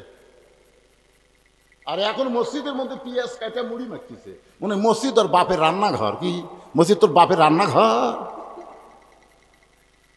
মসজিদের একটা গুরুত্ব আছে না? কথা কওয়া লাগবে, গুরুত্ব আছে না নাই? রাখাল, ফজরের আজানের গুরুত্ব দিও। 5 ওয়াক্ত নামাজের মধ্যে যে 5টা আজান দেওয়া হয়, সবচাইতে গুরুত্বপূর্ণ আজান হলো ফজরের আজান। সবচাইতে গুরুত্বপূর্ণ আজানের নাম কি? সবাই কন। এই যুবকেরা, মুরব্বীরা একজনও করবেন না। এই যুবকেরা ফজরের নামাজের আজানে একই শব্দ 2 বার বেশি কয়, সেই শব্দ কি? আপনারা করছেন কেন? এরা 3টা পর্যন্ত ঘুম পাড়ে, 3টা পর্যন্ত আর্জেন্টিনার খেলা দেখে। এই শালা যুবকেরা 3টা পর্যন্ত খেলা দেখে, আর ফজরের আগে যে আজান কেবল আল্লাহ কতি, ওরা ল্যাব দেয় মাথার উপর, ল্যাব মাথার উপর দেয়, পাও বের হয়, পাওটা না বুকের কাছে আনছে। আপনি বেড়া জানলা দিয়ে দেখবেন, মনে হয় ল্যাপের মধ্যে চাউলের বস্তা ঠেকা থোসা, মাথাও নাই পাও নাই। কেরে আপনারা কি মনে করতেছেন বুড়া হলে নামাজ ধরবেন? বুড়া হলে আল্লাহ হাসরের ময়দানে বলবে, তোর শৈশবকালের কোনো হিসাব দেওয়া লাগবে না, তোর বুড়াকালের কোনো হিসাব দেওয়া লাগবে না, খালি যৌবনকালের হিসাব দেওয়া জান্নাতে যাও। ধরে বলেন কত ঠিক কথা বলে? 7 বছর থেকে নামাজের তালিম দেওয়া লাগবে, 10 বছর থেকে পড়বার না চাইলে ঘাড় ধরে মসজিদে নিয়ে যাওয়া লাগবে। হুকুম কার? করে গান হুকুম গা। যুবকেরা শোনো, 2 ওয়াক্ত নামাজ বাড়িতে পড়লে মুনাফিক হবা। একটা হলো এশার নামাজ, একটা হলো ফজরের নামাজ। এই 2 ওয়াক্ত নামাজ তোমাকে জামাতে আদায় করা লাগবেই। আমি যেই বললাম লাগ, আপনার পরকা শব্দ বলবেন লাগ। এর নাম হলো শূন্যস্থান পুরা করা। এইরকম করে যদি ওয়াজ শোনেন, একটা লোকেরও ঘুম ধরবে না। কি আপনাকে ক্লান্ত লাগতেছে? হযরত ওমর বলে, রাখাল আজানের গুরুত্ব দিও। এতদিন রাখাল নামাজ পড়ছে বারান্দায়, বারান্দায় যারা নামাজ পড়ে এরা কিন্তু আজানের গুরুত্ব দেয় না, এরা আকামতের গুরুত্ব দেয়। জোরে কোন ঠিক কিনা? আপনারা বলেন তো, বারান্দাত কারা নামাজ পড়ে? সবাই লুল্লিল মুসাল্লিন, শেষে আসে আগে যাবি, শেষে আসে আগে যাবি। এরকে ধান্দাই হলো মসজিদের মধ্যে বেশি সময় দেওয়া যাবে না। এরা আগে কাতারে যাবি না তো, আগে কাতারে নামাজ পড়ে যেই পিছন দিকে তাকাচ্ছে দেখে একজন নিয়ত করছে, নিয়ত করছে রে, আরে ওই যে বাড়াবি, ওই যে ছটফট করে 2 রাকাত নামাজ পড়া বাড়াবি। মাগরিবের ফরজ সুন্নত 2 রাকাত আছে, ওই 2 রাকাত পড়ে দেখে এরা পড়তি কান ধরে তওবা করতি, আর জীবনে সামনে কাতারে আসবো না, আরো আজকে ভুল করছি। আল্লাহ রাসূল বলেছেন, সামনে কাতারের খালি সওয়াব যদি আমি বলে দিতাম, সামনে কাতারে মুসল্লি আসার জন্য মারামারি শুরু করে দিত, এত সওয়াব আল্লাহ সামনে কাতারে দেবে। কন্যা সুবহানাল্লাহ। রাখাল এতদিন নামাজ পড়ছে বারান্দায়, কিন্তু আজকে নামাজ পড়বে সামনে কাতারে। সামনে কাতারে নামাজ পড়তে গেলে মসজিদের মধ্যে প্রবেশ করা লাগবে, আর মসজিদের মধ্যে প্রবেশ করতে গেলে একটা দোয়া লাগে। একটা কি লাগে? এ দোয়া কি আপনারা জানেন? না না, আপনাকে কভার করছি, দেখি তো একটা, এই যে হাঁটুর মধ্যে কাল্লা দিয়ে আছো, দেখি ময়না কত। মসজিদে ঢোকার দোয়া কি কো জানেন না? আপনি ইউটিউব চালাচ্ছেন, এতদিন হলে রাখালের ওয়াজ শুনতেছেন, তাও দোয়া জানেন না ময়না? অন্য কোনো যুবককে আর প্রশ্ন করবো না। এই যে আমার এই ভাই চশমা আলা ভাই, মন কষ্ট নিয়েন না, এটা দেখ কি সব যে আপনি পাবেন। আল্লাহুম্মা ফতাহলি, কোন আল্লাহুম্মা ফতাহলি আবওয়াবা রহমাতিক। আচ্ছা, এই দোয়া মুখস্থ করতে কোনো মাদ্রাসা যাওয়া লাগবে? কথা কোন মাদ্রাসা যাওয়া লাগবে? এই শুনতে শুনতে আমি আজ পর্যন্ত বাংলাদেশের কোনো মানুষকে বলতে শুনিনি যে সূরা ফাতিহা মুখস্থ করার জন্য মাদ্রাসা পড়া লাগছে। এমনি 2-4 দিন নামাজ পড়তে পড়তে সূরা ফাতিহা মুখস্থ হয়ে যায়। জোরে কোন কথা ঠিক কিনা? মসজিদে ঢোকার দোয়া, মসজিদে বাইরের দোয়া, এলা মুখস্থ করার জন্য মাদ্রাসা পড়া লাগবে? তাহলে সবাই বলেন আল্লাহুম্মা ফতাহলি আবওয়াবা রহমাতিক। এই দোয়াটা পড়ে রাখাল কোন পা? জোরে কোন কোন পা? ঢোকার সময় কোন পা? বের হওয়ার সময় কোন পা? যদি কেউ, ফতোয়ার কিতাব আছে, যদি কেউ ঢোকার সময় বাম পাও দেয়, মনে ভুলে ঢুকছে, খেয়াল করেন ফট করে বাম পা দিছে, আল্লাহ রাসূল বলতেছেন যখনই মনে হবে সে বাম পায়ে ঢুকছে, তাকে আবার ব্যাক গিয়ার দেওয়া লাগবে। ধার মাথা কাট করা হবে না, ওইভাবে ব্যাক গিয়ার, ব্যাক গিয়ার বোঝেন না? ওইভাবেই পিছনে আসা লাগবে, আসা আস্তাগফিরুল্লাহ পড়ে তারপরে ডান পা দিয়ে আবার দোয়া পড়ে ঢোকা লাগবে। যদি আপনি বাম পায়ে ঢুকাই যান তাহলে আপনার নামাজ মাকরু হবে। সেই জন্য আবার কি করা লাগবে? কথা কি খেয়াল করছেন? ব্যাক গিয়ারে আসা লাগবে, মুখ ঘুরে পারবেন না। ওই ব্যাক গিয়ারে, ব্যাক গিয়ার বোঝেন না? ব্যাক গিয়ারে আসে আবার আস্তাগফিরুল্লাহ আস্তাগফিরুল্লাহ আস্তাগফিরুল্লাহ, আল্লাহর ভুল হয়ে গেছে আল্লাহ, এই বলে আবার ডান পা দিয়ে মসজিদের মধ্যে ঢুকতে হবে। রাখাল ডান পায়ে মসজিদের মধ্যে ঢুকে সামনে কাতারে যাবার চাই।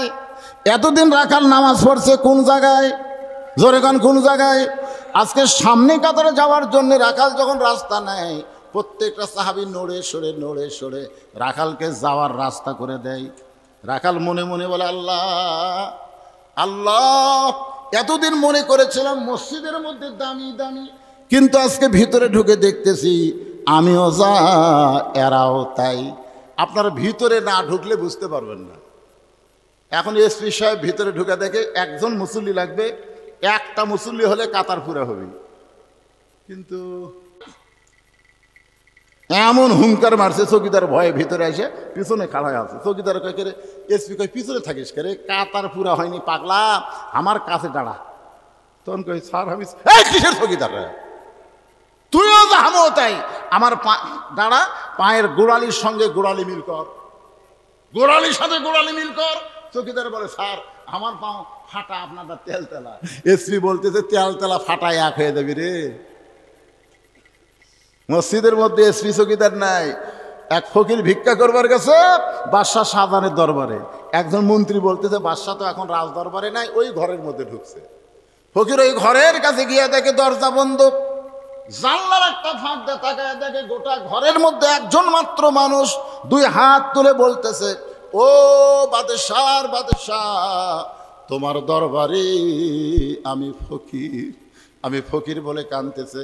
ফকির মনে মনে কয় আইলাম বাদশার কাছে, কিন্তু ভিতরে ঢুকে দেখি আমিও যা বাদশাও তাই। তাহলে আসল বাদশাকে? আসল বাদশা মানুষ না, আসল বাদশা হলো তাবারাকাল্লাযী বিয়াদিহিল মুলক ওয়া হুয়া আলা কুল্লি শাইইন কাদির। আসল বাদশা হলেন আমার আল্লাহ। লিল্লাহি তাকবীর। হাসিনা কছিল এ দেশ আমার বাপের, এ দেশ আমার, এ দেশ আমার বাপের, এ দেশ আমার।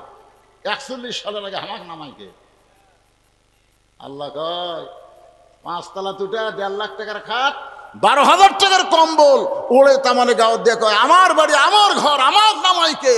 9টার সময় এই কথা কয়ে বেটা ঘুমায় গেছে। 3টার সময় একটা ভূমিকম্প। ভূমিকম্প বোঝেন না, বিল্ডিং খালি লড়ে উঠছে, ওই এত ফোর্সে নামছে। 9টার সময় কি করছে ওটার মনে নেই, এত ফোর্সে নামছে, কম্বলের মধ্যে লুঙ্গি খুলে আছে, ওটাও আর পরার টাইম পায়নি। আল্লাহ কয় আল্লাহ নামাইলা নামাইলা, তাই বলে ন্যাংটা করে নামালা। হাসিনা 41 সাল লাগলো না, 24 সালে আল্লাহ তোমাকে ন্যাংটা করে নামায় দিল। জোরে কোন কথা ঠিক কিনা? ক্ষমতার মালিক কে? সম্রাট শাহজাহান যদি আল্লাহর কাছে ফকির ফকির বলে কাঁদতে পারে, তুমি হাসিনা কি হইছ? ক্ষমতার মালিক কেউ না, ক্ষমতার মালিক ওয়া হুয়া আলা কুল্লি শাইইন কাদির। প্রত্যেকটা বিষয়ের একমাত্র ক্ষমতাকার। আরো জোরে বলেন ক্ষমতাকার। বিশ্বাস হচ্ছে না? আপনারা যেখানে বসেছেন, আল্লাহ যদি কয় উঠপাট দেব না রে, পারবেন? আজকে আমার কি হয়েছিল জানেন? 2টার সময় ডায়াবেটিস নীল হয়ে আমি ঠাস করে পড়ে গেছি রে ভাই। 2টার সময় পরে আমার এই যে বক্তব্য করলাম নাতি মিশিংটা আমার এখান থেকে রক্ত বার করে পরীক্ষা করে দেখে ডায়াবেটিস 2, মানে নীল হয়ে যাচ্ছে আমি। সাথে সাথে চিনি, তারপর শরবত টরবত মিষ্টি সন্দেশ যা আছে, কারণ মুখের মধ্যে খালি ঢুকতে দিতে সময়। আমার মতন একটা জুয়ান তাগড়া মানুষ পড়ে গেছি ভাই। যদি এরা চিনি মিনি না ঢুকালো, আল্লাহ গায়ে তোর আর ওটার ক্ষমতা নাই রে, ওটার ক্ষমতা নেই রে। আহারে আল্লাহ আল্লাহ আল্লাহ। মানুষ অহংকার কেমনে করে, কেমনে লিজে পারে না। 2জন 3জন ওর ধরে ধরে টেজে তুলে দেয়, কোনো মতে মাইক পাইয়া। মাজা ভাঙ্গা পাগলা, তুই লিজি হাঁটে পারিস না ঠিক মতো, ক্যাঙ্গর ব্যাঙ্গর করে হাঁটিস। আর ওই মাইক পায় কয় খেলা হবে, খেলা হবে। কে রে পাগলা, খেলবার গেলে মাজা লাগবি রে, মাজা ছাড়া খেলা যায়? একটু মনোযোগ দেন। রাখাল যাইতে যাইতে সামনে কাতারে, জোরে বলেন কোন কাতারে? মেহরাব বরাবর সামনে কাতারে রাখাল দাঁড়ায়। ফজরের 2 রাকাত সুন্নত, ফজরের 2 রাকাত ফরজের আগে। ফজরের 2 রাকাত সুন্নতের গুরুত্ব কিন্তু সবচাইতে বেশি। যত সুন্নত, 12 রাকাত সুন্নত আপনাকে পড়াই লাগবে। কয় রাকাত? 12 রাকাত সুন্নত হলো সুন্নতে মুআক্কাদা, আপনাকে পড়তেই হবে। তার মধ্যে হচ্ছে মাগরিবের পরে 2 রাকাত, মাগরিবের পরে 2 রাকাত, এশার পরে 2 রাকাত, জোহরের আগে 4 রাকাত, জোহরের পরে 2 রাকাত, মানে 6 রাকাত সুন্নত খালি জোহরের মধ্যে আছে। আর এই 4 ওয়াক্ত মিলে আছে 6 রাকাত। আসরের কোনো সুন্নত নাই, আছে যে এটা সামনে না পড়লে কোনো পাপ নাই, কিন্তু এই 12 রাকাত তাহলে কয় রাকাত হলো? আমি আর একবার বলি, মাগরিবের পরে 2 রাকাত, এশার পরে 2 রাকাত, ফজরের আগে 2 রাকাত, জোহরের আগে 4 রাকাত, জোহরের পরে 2 রাকাত, এই সর্বসাকল্যে 12 রাকাত সুন্নাত। তার মধ্যে রাসূল বলেছেন ফজরের 2 রাকাতের সুন্নতের গুরুত্ব সবচাইতে বেশি। রাকাল 2 রাকাত সুন্নত নামাজ পড়ে চুপটি করে বসে আস, মনের মধ্যে বড় আশা, আজকে প্রাণ ভরে হযরত ওমরকে দেখ মোরে, সারা জীবনের সাধনা।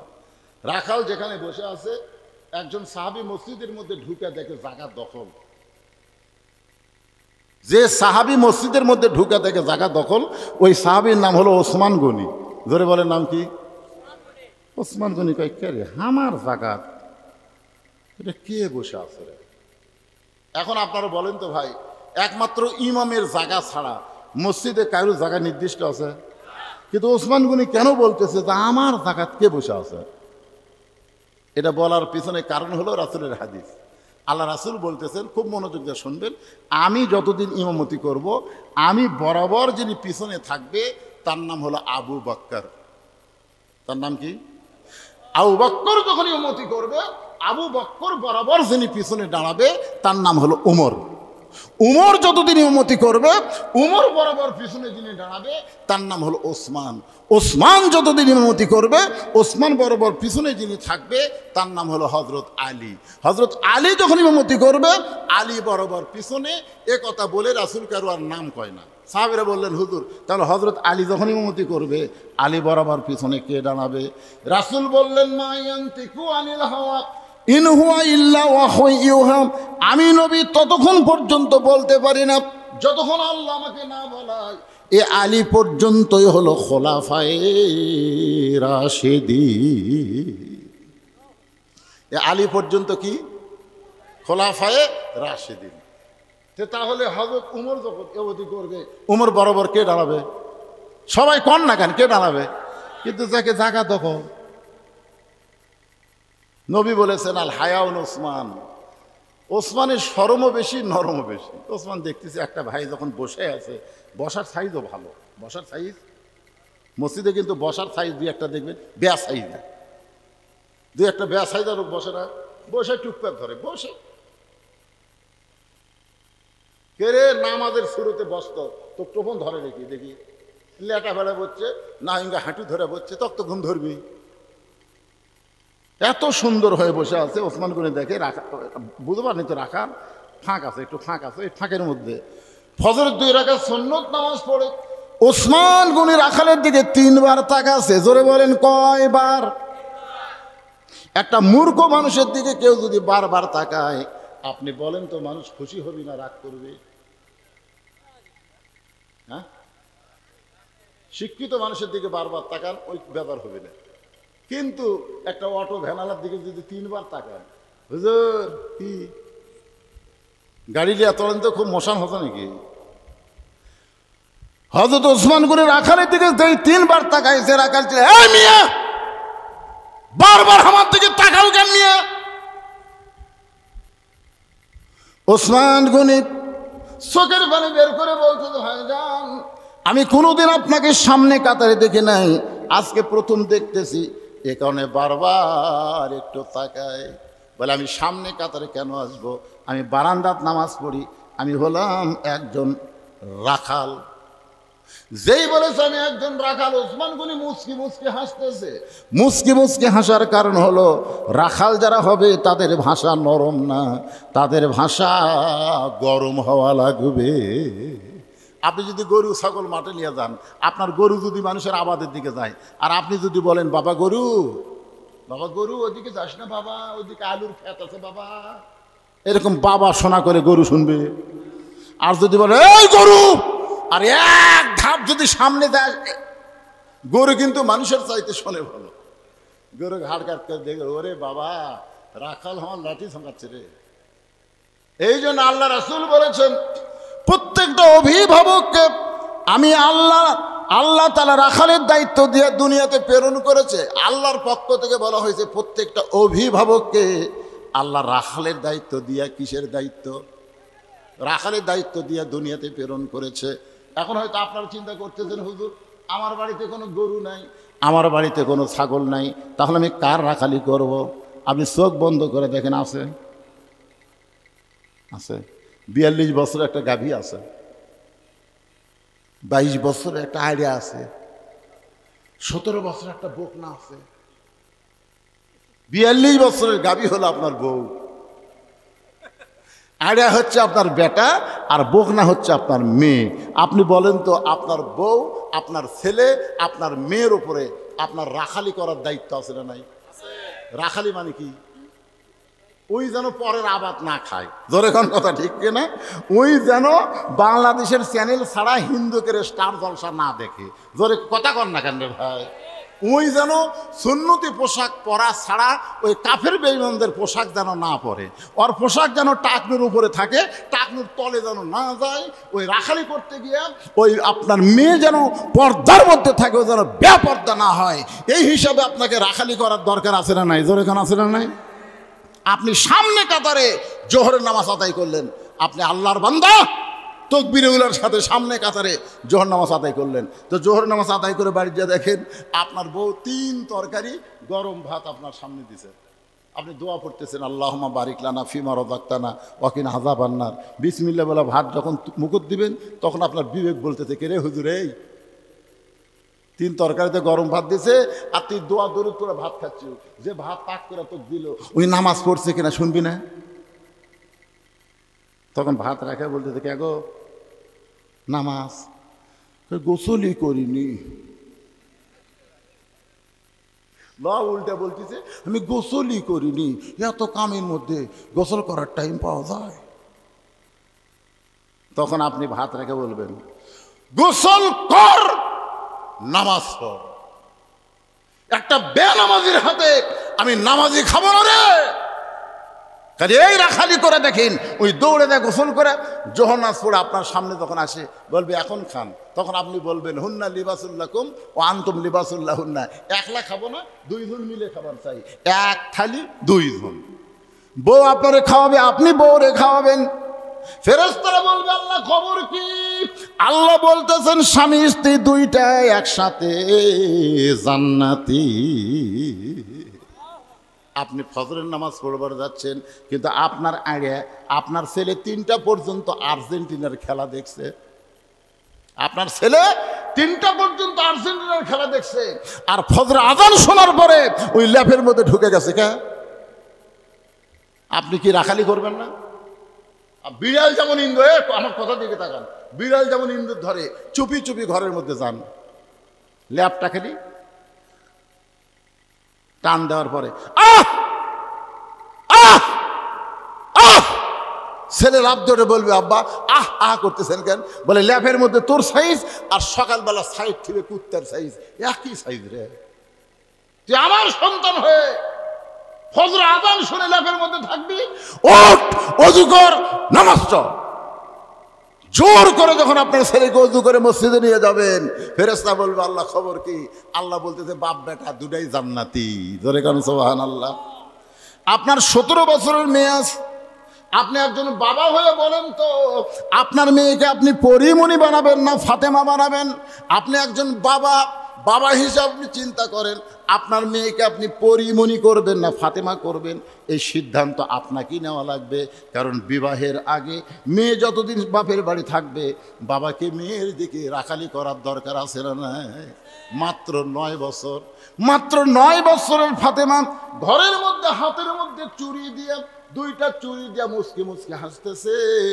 নবী আমার ঘরের মধ্যে পা দিয়া ওই ফাতেমার হাতে চুড়ি দেওয়া দেখে আর ঘরের মধ্যে ঢুকলেন না। ফাতেমা চমকে গেল, যে বাবা ঘরের মধ্যে ঢুকে আমাকে মা মা বলে আদর করে, আজকে সেই বাবা কেন ঘরের মধ্যে ঢুকলো না? ফাতেমা বারান্দায় গিয়া দেখে নবীর চোখ দিয়ে দর দর করে পানি পড়তেছে। ফাতেমা বলে, বাবা কি দুঃখ আপনার মনে, এমন করে কেন কাঁদেন? রাসূল বলে, ফাতেমা যে দুনিয়াতে সাজবে মা, আল্লাহ তার আখিরাতের শ্বাস কমায় দেবে। সঙ্গে সঙ্গে ফাতেমা হাতের দুইটা চুরি খুলে মাটির ফাইলে দেয়। নবী দৌড়ে গিয়ে ওই চুরি দুইটা করে জামার পকেটের মধ্যে ঢুকাই। ফাতেমা বলে, বাবা, যেই চুরি হাতে দেওয়ার কারণে আপনি ঘরে ঢুকলেন না, সেই চুরি ফাইলা দিয়ে পকেটের মধ্যে কেন তুললেন? রাসূল বলে, ফাতেমা আয় আয়, তুই আমার কাছে আয়। ফাতেমা যেই মাত্র নবীর কাছে, নবী ফাতেমার হাতটা ধরে একটা চুমু দিয়ে বললেন, ফাতেমা, ফাতেমা, শুধু চুরি না, একদিন তোর নাকে নাকফুল পরায় দিব। ও ফাতেমা, একদিন তোমার কানের দুল পরায় দিব, একদিন তোমার গলাত মালা পরায় দিব। ফাতেমা বলে, বাবা কবে কবে? আল্লাহ নবী বললেন, যেদিন তোমার বিবাহ হবে। ও ফাতেমা, মেয়েরা কেবলমাত্র এক ব্যক্তির জন্য সাজতে পারবে, সেই ব্যক্তি হলো তার স্বামী। স্বামী ছাড়া অন্য কোনো পুরুষের জন্যে মেয়েরা সাজা চলবে। শুধুমাত্র একজনকে খুশি করতে হবে, সেটা হলো তার স্বামী। আমার মায়েরা যারা পর্দার অন্তর আছেন, ও বাবারে, বাড়ির যখন থাকে যেমন তেমন কাপড়, আর কোন জায়গায় যখন যায়, ও বাবারে, মা, একদিন গভীর রাত্রে হযরত আলী ঘুম থেকে চেতন পাইছে। শোনেন মায়ের একটা মনোযোগ দিয়ে শোনেন। গভীর রাত্রে হযরত আলী ঘুম থেকে চেতন পাইছে। চেতন পায়ে দেখে ফাতেমা ঘরত নাই। তাকায় দেখে ডান সাইডে হাসান হোসেন ঘুম পাড়তেছে। হাসান হোসেন ঘুম পাড়তেছে, আলী আছে, ফাতেমা নেই। এখন গভীর রাত্রে বউ যদি ঘরত না থাকে, যত বড়ই হুজুর হোক, মনের মধ্যে কিছু একটা হবে না? হযরত আলী হুজুর হিসাবে বড় না ছোট? আনা মাদিনাতুল ইলমে ওয়া আলিউ বাবুহা। রাসূল বলেছেন, আমার পরে এই পৃথিবীতে সবচাইতে বড় জ্ঞানী হচ্ছেন হযরত আলী, কারণ আমি হচ্ছে ইলমের শহর, আলী হচ্ছে তার দরওয়াজা। জোরে কোন সুবহানাল্লাহ। এত বড় আলেম হযরত আলী দরজার দাঁড়াইলেন। দরজার দাঁড়ায় দেখে ফাতেমা মরুভূমির মধ্যে কালো চাদর মাথায় দিয়ে খুব জোরে জোরে হাঁটতেছে। আলীর সন্দেহ হলো, কে রে, আমরা বাপ বেটা ঘুমের মধ্যে আছি, আর একটা মা এই গভীর রাত্রে কালো চাদর মাথায় দিয়ে কোথায় যায়? নিরাপদ দূরত্ব বজায় রেখে হযরত আলী পিছনে পিছনে হাঁটতেছে। ফাতেমা একটা বারও পিছন দিকে তাকাচ্ছে না, কোনো দিকে তাকাচ্ছে না, খালি সোজা দৌড়াই। আল্লাহর নবী যেই ঘরে ঘুমায় আছে, ওই ঘরের জানলার পাশে ফাতেমা চুপটি করে দাঁড়িয়ে গেল। হযরত আলী একটু দূর থেকে তাকায় দেখে কি করে। ফাতেমা করুণ স্বরে ডাকতেছে, বাবা, আজকে যদি আমার মা খাদিজা জীবিত থাকতো, আমি আপনার কাছে আসতাম না বাবা। আমার মা নাই বলে আমি আপনার কাছে আইছি। আমার আরো অনেক মা আছে, আমার আরো মা আছে, আয়েশা আছে, সালমা আছে, ওদের কাছে বলে আমার কাম হবে না বাবা, তাই আপনার দরজায় আইছি। মেহেরবানি করে আপনি যদি একটু ঘরের দরজা খোলেন বাবা, মেহেরবানি করে যদি একটু ঘরের দরজা খোলেন। আলী দূর থেকে তাকায় দেখে কিছুক্ষণ পরে নবী ঘরের দরজা খুলে দিল। ফাতেমা যেই মাত্র ঘর দিয়া নবীর ঘরের মধ্যে ঢুকলো, আলী দৌড়ে এসে ওই জানলার কাছে কানটা লাগাইয়া দিছে। জানলার কাছে কানটা লাগাই দিয়েছে, দেখি বাপ বেটি কি গল্প করে। হয়তো আমার বিরুদ্ধে মনের মধ্যে একটা সন্দেহ হয়েছে, এই গভীর রাত্রে আইসে হয়তো আমার বিরুদ্ধে কিছু বলবে, এই শোনার জন্য কানটা জানলার কাছে লাগাই দিয়েছে। সঙ্গে সঙ্গে নবী বলতেছেন, ফাতেমা তুই একা একা কেন ঘরে ঢুকলি মা? আমার আলীকেও ঘরের মধ্যে নিয়ে আয়। আলী চুপ করছে, কে রে? আমি জানলার কাছে। এটা নবী কেমনে জানলো? নবী না, নবী খালি সামনে দেখে না, আল্লাহ নবীকে এমন যোগ্যতা দিছে, ইত্তাকু ফিরাসাতাল মুমিনিনা ফাইন্নাহু ইয়ানজুরু বিনুরিল্লাহ। জোরে কোন সুবহানাল্লাহ।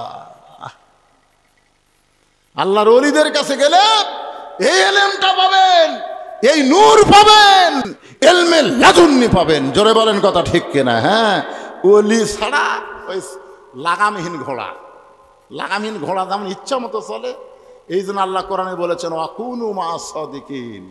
ভাইজান একটু মনোযোগ দিয়ে শুনবেন। হযরত আলী জানলার কাছে দাঁড়ায় কানটা লাগায় শুনতেছে, দেখি কি হয়। এবার ফাতেমা বলতেছে, বাবা আপনার জামাই আলীর সঙ্গে আসে নাই, আপনার জামাই আলী আমার সঙ্গে আসে নাই, আমার হাসান হোসেন ঘুম পাড়তেছে, আপনার জামাই আলীও ঘুম পাড়তেছে। এই সুযোগে আমি একটু আপনার কাছে আইছি বাবা, আপনি একটু ঘরে বাতি জ্বালান, আপনি একটু ঘরে বাতি জ্বালান। রাসূল বলে ফাতেমা বাতি জ্বালান লাগবে না, তুই কি বলবার চাস তাড়াতাড়ি বল। ফাতেমা বলতেছে বাবা এতদিন বলেছি কিন্তু কোনো লাভ হয় নাই, আজকে একটু আপনাকে দেখাবার চাই, আপনাকে একটু দেখাবার চাই, কারণ বহুদিন বলেছি বলে কোনো কাম হয় নাই, একটু দেখাবার চাই। যেই মাত্র রাসূল ঘরে বাতি জ্বলাইছে এমন সময় ফাতেমা দুইটা হাত নবীর দিকে এইভাবে বাড়ায়া দিস। এটা নেওয়ার জন্যে না, এটা দেখানোর জন্যে। দুইটা হাত এইভাবে বাড়ায়া দিস। আল্লাহ নবী তাকায় দেখে দুইটা হাত গোস্তের টুকরার মতন রক্তে লাল হয়ে গেছে। ফাতেমা বলতেছে বাবা আগামীকাল সকালবেলা হাসান হোসেন খাবার চাবে, আমার স্বামী হাসান হোসেন বাপকে খাবার দেওয়া লাগবে, কিন্তু আপনি বলেন বাবা এ হাত দেখে আর জাঁতা ঘুরান যাবে, জাঁতা ঘুরাইতে গেলে হাতে রক্ত দিয়া রক্ত ভিজে যাবে বাবা। এই গভীর রাত্রে আপনার কাছে আইসি বাবা, মেহেরবানি করে অন্তত 3টা দিন আমি জাতা ঘুরাবার পারবো না, আমি জব গমেরাটা পিষতে পারবো না, 3টা দিনের জন্য একটু খাবার ব্যবস্থা করেন বাবা। বাবা একটু মেহেরবানি করেন, আমার হাতের দিকে তাকান। আল্লাহ রাসূল ফাতেমার হাতের দিকে তাকায়া ঘরের কোণার মধ্যে গিয়া বলে আল্লাহ আপনার কোনো ছেলে নেই মেয়ে নেই, আপনি লামি আলী দলামি বলা, কিন্তু আল্লাহ কত ধনী ধনী যুবক আমার ফাতেমাকে বিয়ে করবার চাইছিল, কিন্তু আপনি সেগুলো ঘটকালি করেন নাই। এমন একটা গরিব আলীর সঙ্গে আমার মেয়ের বিয়ে হলো, আমার মেয়ে আজকে গোস্তওয়ালা হাত আমার সামনে নিয়ে আইছে। আল্লাহ আজকে আমার মেয়ের ঘরে খাবার নেই, এমন একটা গরিব আলীর সঙ্গে আপনি ঘটকালি করলে আমার কলিজার টুকরা ফাতেমার জীবনে শান্তি নেই। এই কথা যেই মাত্র নবী কইছে সঙ্গে সঙ্গে ফাতেমা মাথায় ঘোমটা দিয়া আল্লাহ নবীর ঘর থেকে বাইরে যায়। রাসূল বলে ফাতেমা আমি তো তোমার বিরুদ্ধে কিছুই বলিনি মা, তুমি কেন ঘর থেকে বাইরে যাও? ফাতেমা বলে বাবা আপনি একদিন আমাকে বলেছিলেন আল্লাহ ছাড়া কাউকে যদি সেজদা দেওয়ার হুকুম থাকতো তাহলে প্রত্যেকটা বউকে বলতাম স্বামীর পায়ে সেজদা করো। সেদিন থেকে আল্লাহর পর আমার হাসান হোসেনের বাপি হলো আমার চাইতে সব চাইতে দামি বাবা। আপনি তার বিরুদ্ধে আল্লাহর কাছে বলতেছেন আমি এই হাত দিয়ে জাতা ঘুরাইব, এই হাত দিয়ে আমি জমির গম আটা করবো, আমি আপনার কাছে কিছু চাই না বাবা। আপনি আমার স্বামীর বিরুদ্ধে আল্লাহর কাছে বলবেন, আপনার কাছে আমার কিছুই চাওয়ার নাই। সঙ্গে সঙ্গে নবী ডাকতে বলে আল্লাহ এই ফাতেমা কে গো? আল্লাহ এই ফাতেমা কে? আল্লাহ বলে হাবিব এই ফাতেমা হলো সাইদুস শাবাবে, এই ফাতেমা হলো খাতুনে জান্নাত, ফাতেমা তো জহরা সাইদাতুন নিসা আহলুল জান্নাহ, ফাতেমা তো জহরা। এই ফাতেমাকে আমি আল্লাহ তাআলা জান্নাতি নারীদের নেত্রী বানাইছি। আল্লাহু আকবার। চিন্তা করে দেখেন আল্লাহ নবী যদি তার মেয়েকে এরকম শিক্ষা দেয়, আর আপনার মেয়ে হাইল পরে গোটা পাড়া ঘুরতেছে কিলকিল করে, কত যুবক তার চেহারা দিকে নষ্ট হচ্ছে। আপনার বউ আপনার ছেলে আপনার মেয়ের উপরে আপনার রাখালি করার দরকার আছে না নাই? কথা বলেন আছে না নাই? ওসমান গনি রাখালকে বললেন ভাইজান কোনোদিন আপনাকে সামনে কাতারে দেখি নাই, আজকে প্রথম দেখতেছি ভাইজান আপনার নিয়ত কি?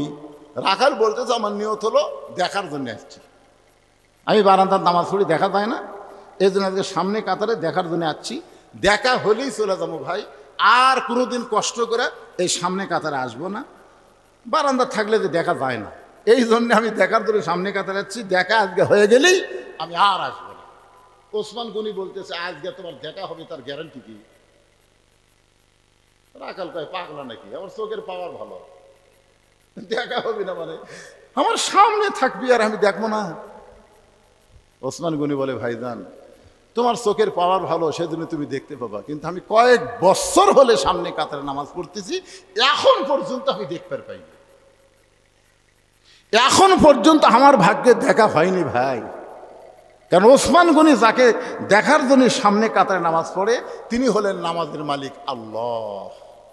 আল্লাহ রাসূল বলেছে, আন তা'বুদুল্লাহ কাআন্নাকা তারাহু ফাইন লাম তাকুন তারাহু ফাইন্নাহু ইয়ারাকা। যখন কোন আল্লাহর বান্দা আল্লাহর ইবাদতের মধ্যে শামিল হয়, আল্লাহকে দেখতে পায়। আল্লাহ যদি দেখা সম্ভব না হয়, আল্লাহ তাকে দেখতেছে, এই বিশ্বাস তার কলিজার মধ্যে এসে যায়। জোরে কান সুবহানাল্লাহ। এই জন্য আমরা যখন নামাজ পড়ি, কার সামনে পড়ি? আরো জোরে কর না কেন, কার সামনে? কার ঘরে? আল্লাহর ঘরে। ডিসির ঘরে ডিসি থাকে, এমপির ঘরে এমপি থাকে, আল্লাহর ঘরে আল্লাহ। জোরে কর সুবহানাল্লাহ। ওসমান গনি যেই বলতেছে কয়েক বছর হলে সামনে কাতারে দেখতেছি, এখন পর্যন্ত দেখতে পারিনি। রাখাল বলতেছে, আমার মনে হয় তোমার চোখে সমস্যা আছে, তুমি একটা কাম করো, আমার হাত ধরো। রাখাল ওসমান গনিকে বলতেছে, তুমি আমার হাত শক্ত করে ধরো, আমিও দেখব, তোমাকেও দেখাই দেব।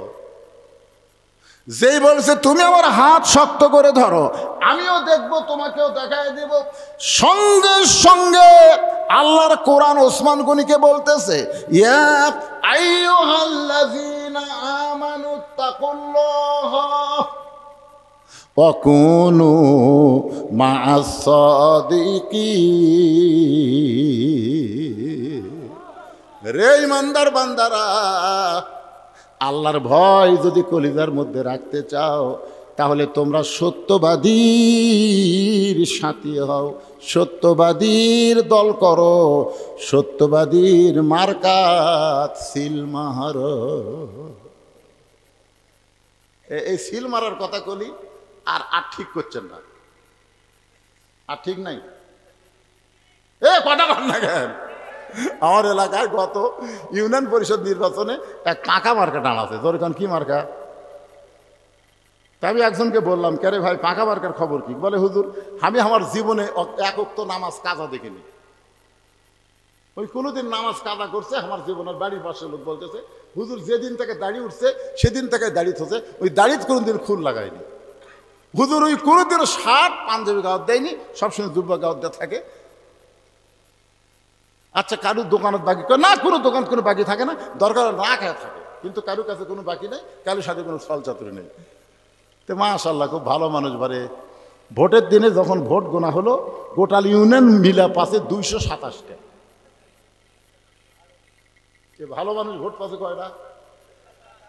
তবে এক হুজুর, কোনো কেরে হুজুর, আমরা এই গোটাল ইউনিয়ন মিলে হুজুরই আছি কমপক্ষে 1100-1200।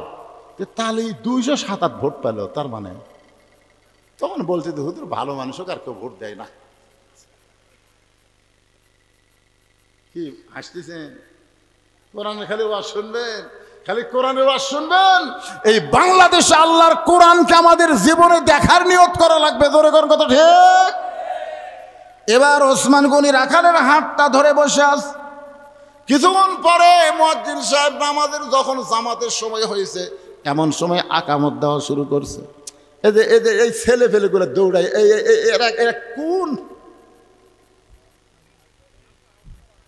এই কিসের ছোট বাচ্চা? 7 বছর থেকে তালিম দেওয়া লাগে। পাগলা 7 বছর, ঘাট ধরে বসান লাগবে।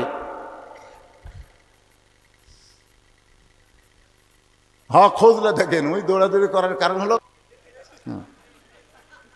সিজার করা বাচ্চারা অস্থির হয়। কারণ জন্মের আগে ওরকে জন্ম হবে 2 দিন পর নর্মালে, কিন্তু আর মাও খারাপ। খালি আপনারা এই যে কয়টা উপর দেখতেছেন, যে কয়টা আমরা উপর বসে আছি, একটাও সিজার করা নয়।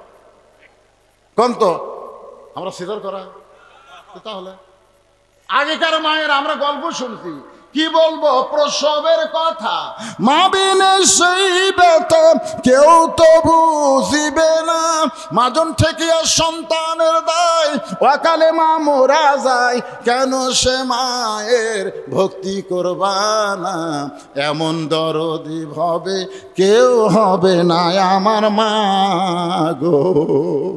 আমার দাদি আমাকে কইছে, ভাই তুই যখন জন্ম নিল রে, তোর টাইনে বার করতে করতে তোর মাথা লম্বা হয়ে গেছে, মানে আমার বার করে মাথা হতো লম্বা, পরে থাবে থাবে থাবে থাবে আমার মাথা গোল করছে, তাও আমার মা সিজার করেনি রে। আর এখন কি কথা স্বামী কয় তুমি চিন্তা করো না, চলো। এখন ডাক্তার পরীক্ষা করে দেখে যে আরো 3 দিন পর বাচ্চা নর্মালি এমনি হবে, কিন্তু আমার কাছে জানা যাচ্ছে টাকা লাগবে, হচ্ছে বাচ্চা হবি কিন্তু একটু টাইট হয়ে আছে, একটু টাইট না হয় বলবে পানি শুকে গেছে, পানি শুকে গেছে, সিজার করাই ভালো। এখন পেট কেটে দেখে ওর ঘুমই ভাঙেনি, দেখছেন? মানে 2 দিন পর নর্মালি হবি, তার আগে যে পেট কাটছে, পেট কাটাতে ঘুমই ভাঙেনি। তখন ডাক্তার কয় রে ই তো জ্যাঠা আছে, ধকধক করে, কিন্তু তো ঘুম ভাঙেনি। তখন পেটের মধ্যে বার করে পাও ধরে, দেখেন আমাদের খেয়াল করেন, পাও ধরে ইনকে একটা ঘুরে নি দেয়, ওই ঘুরে নিতে ওই বাচ্চা ভয় করে কাঁদতে ওঠে। এই যে ভয় খাওয়া খাসে, ওই দুনিয়াতে আসে মোবাইল ছাড়া ভাত খায় না, মোবাইল ছাড়ার কান্না থামে না। জোরে কোন কথা ঠিক না? এই মালগুলো সিজার করায়, লাভদা লাভদা ওঠে।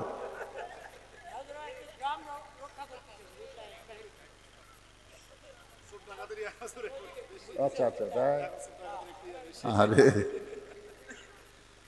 সুবহানাল্লাহ।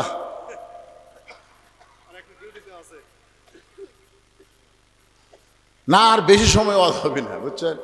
আপনারা কি বিরক্ত হচ্ছেন ভাইজান? ওয়াকুনু মা'আস সাদিকিন। ওসমান গনি রাখালের হাতটা ধরে বসে আছে। কিছুক্ষণ পরে মুয়াজ্জিন আকামত শুরু করেছে। জামাতের যখন সময় হয় তখন মুয়াজ্জিন যেটা দেয় তার নাম কি? আরো জোরে। আকামত মানে কি?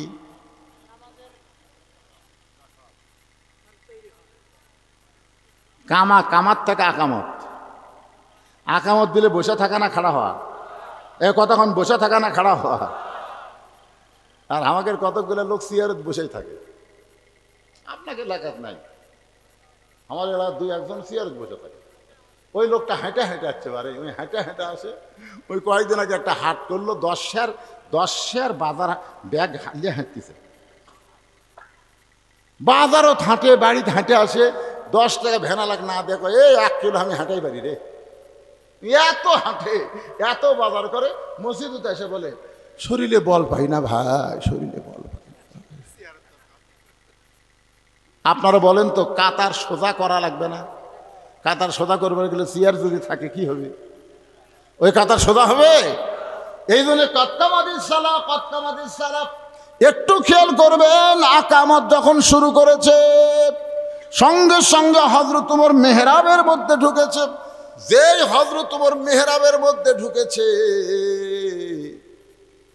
রাখাল খালি এদিকে তো ওসমান গনি হাত ধরে আছে, রাখাল খালি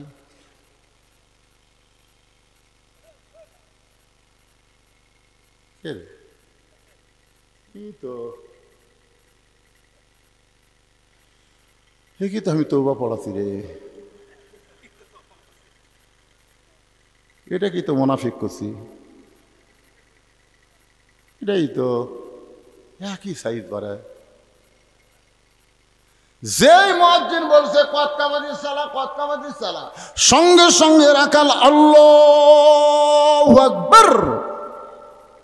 ওসমান গনি রাখালের হাতটা ছাড়া দেয়া বলে, রাখাল ভাই, ইমাম সাহেব যখন ভুল করে তখন মানুষ আল্লাহু আকবার লোকমা দেয়, এখন পর্যন্ত আকামতি শেষ হয় নাই আর তুমি আল্লাহু আকবার লোকমা দিলা। রাখাল বলতেছে এই জন্যই তো তুমি কানা, এই জন্যে কয়েক বছরের সামনে কাতারে নামাজ পড়ো, এখন পর্যন্ত তুমি দেখবার পাও না, এই জন্যই তো তুমি কানা। দ্বিতীয় কাতার থেকে একজন সাহাবী দৌড়ে এসে রাখালের হাতটা হ্যাঁচকাতে বলে, পাগল, তুমি যারে কানা কানা বলে তিরস্কার করতেছো, এই মহামানবকে তুমি চিনো? তুমি যারে কানা কানা বলে তিরস্কার করতেছো, এই মহামানবকে তুমি চিনো? রাখাল চিল্লায় বলে, আমি বারান্দায় নামাজ পড়ি, আমি ভিতরের কাউরে চিনি না ভাই, এ বারান্দায় শুধু নামাজ পড়ি, ভিতরের কাউরে চিনি না। সাহেব বলে, পাগল রে, যারা তুমি কানা কানা বলে তিরস্কার করতেছো সে আল্লাহ নবীর ডবল জামাই ওসমান গনি। আল্লাহ নবীর ডবল জামাই ওসমান গনি। রাখাল খালি ছোট বাচ্চার মতন কান্দে। এই জন্যই তো আমি বারান্দায় নামাজ পড়ি। আমি ভিতরে ঢোকার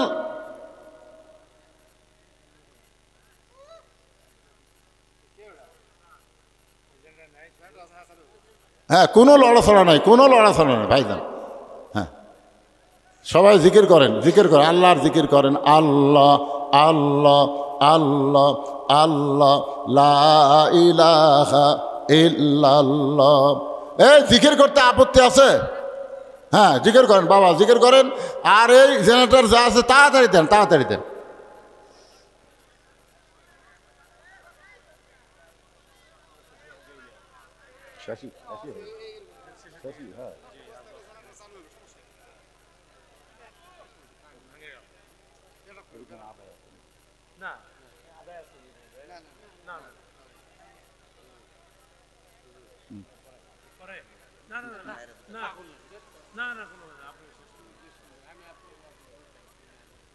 ভাই তাহলে হয়তো আপনাকে সময় দেবো।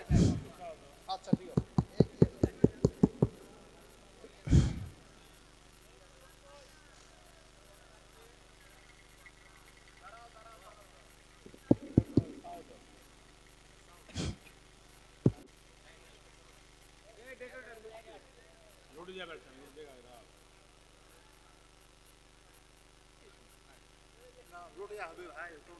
চলছে এক বছর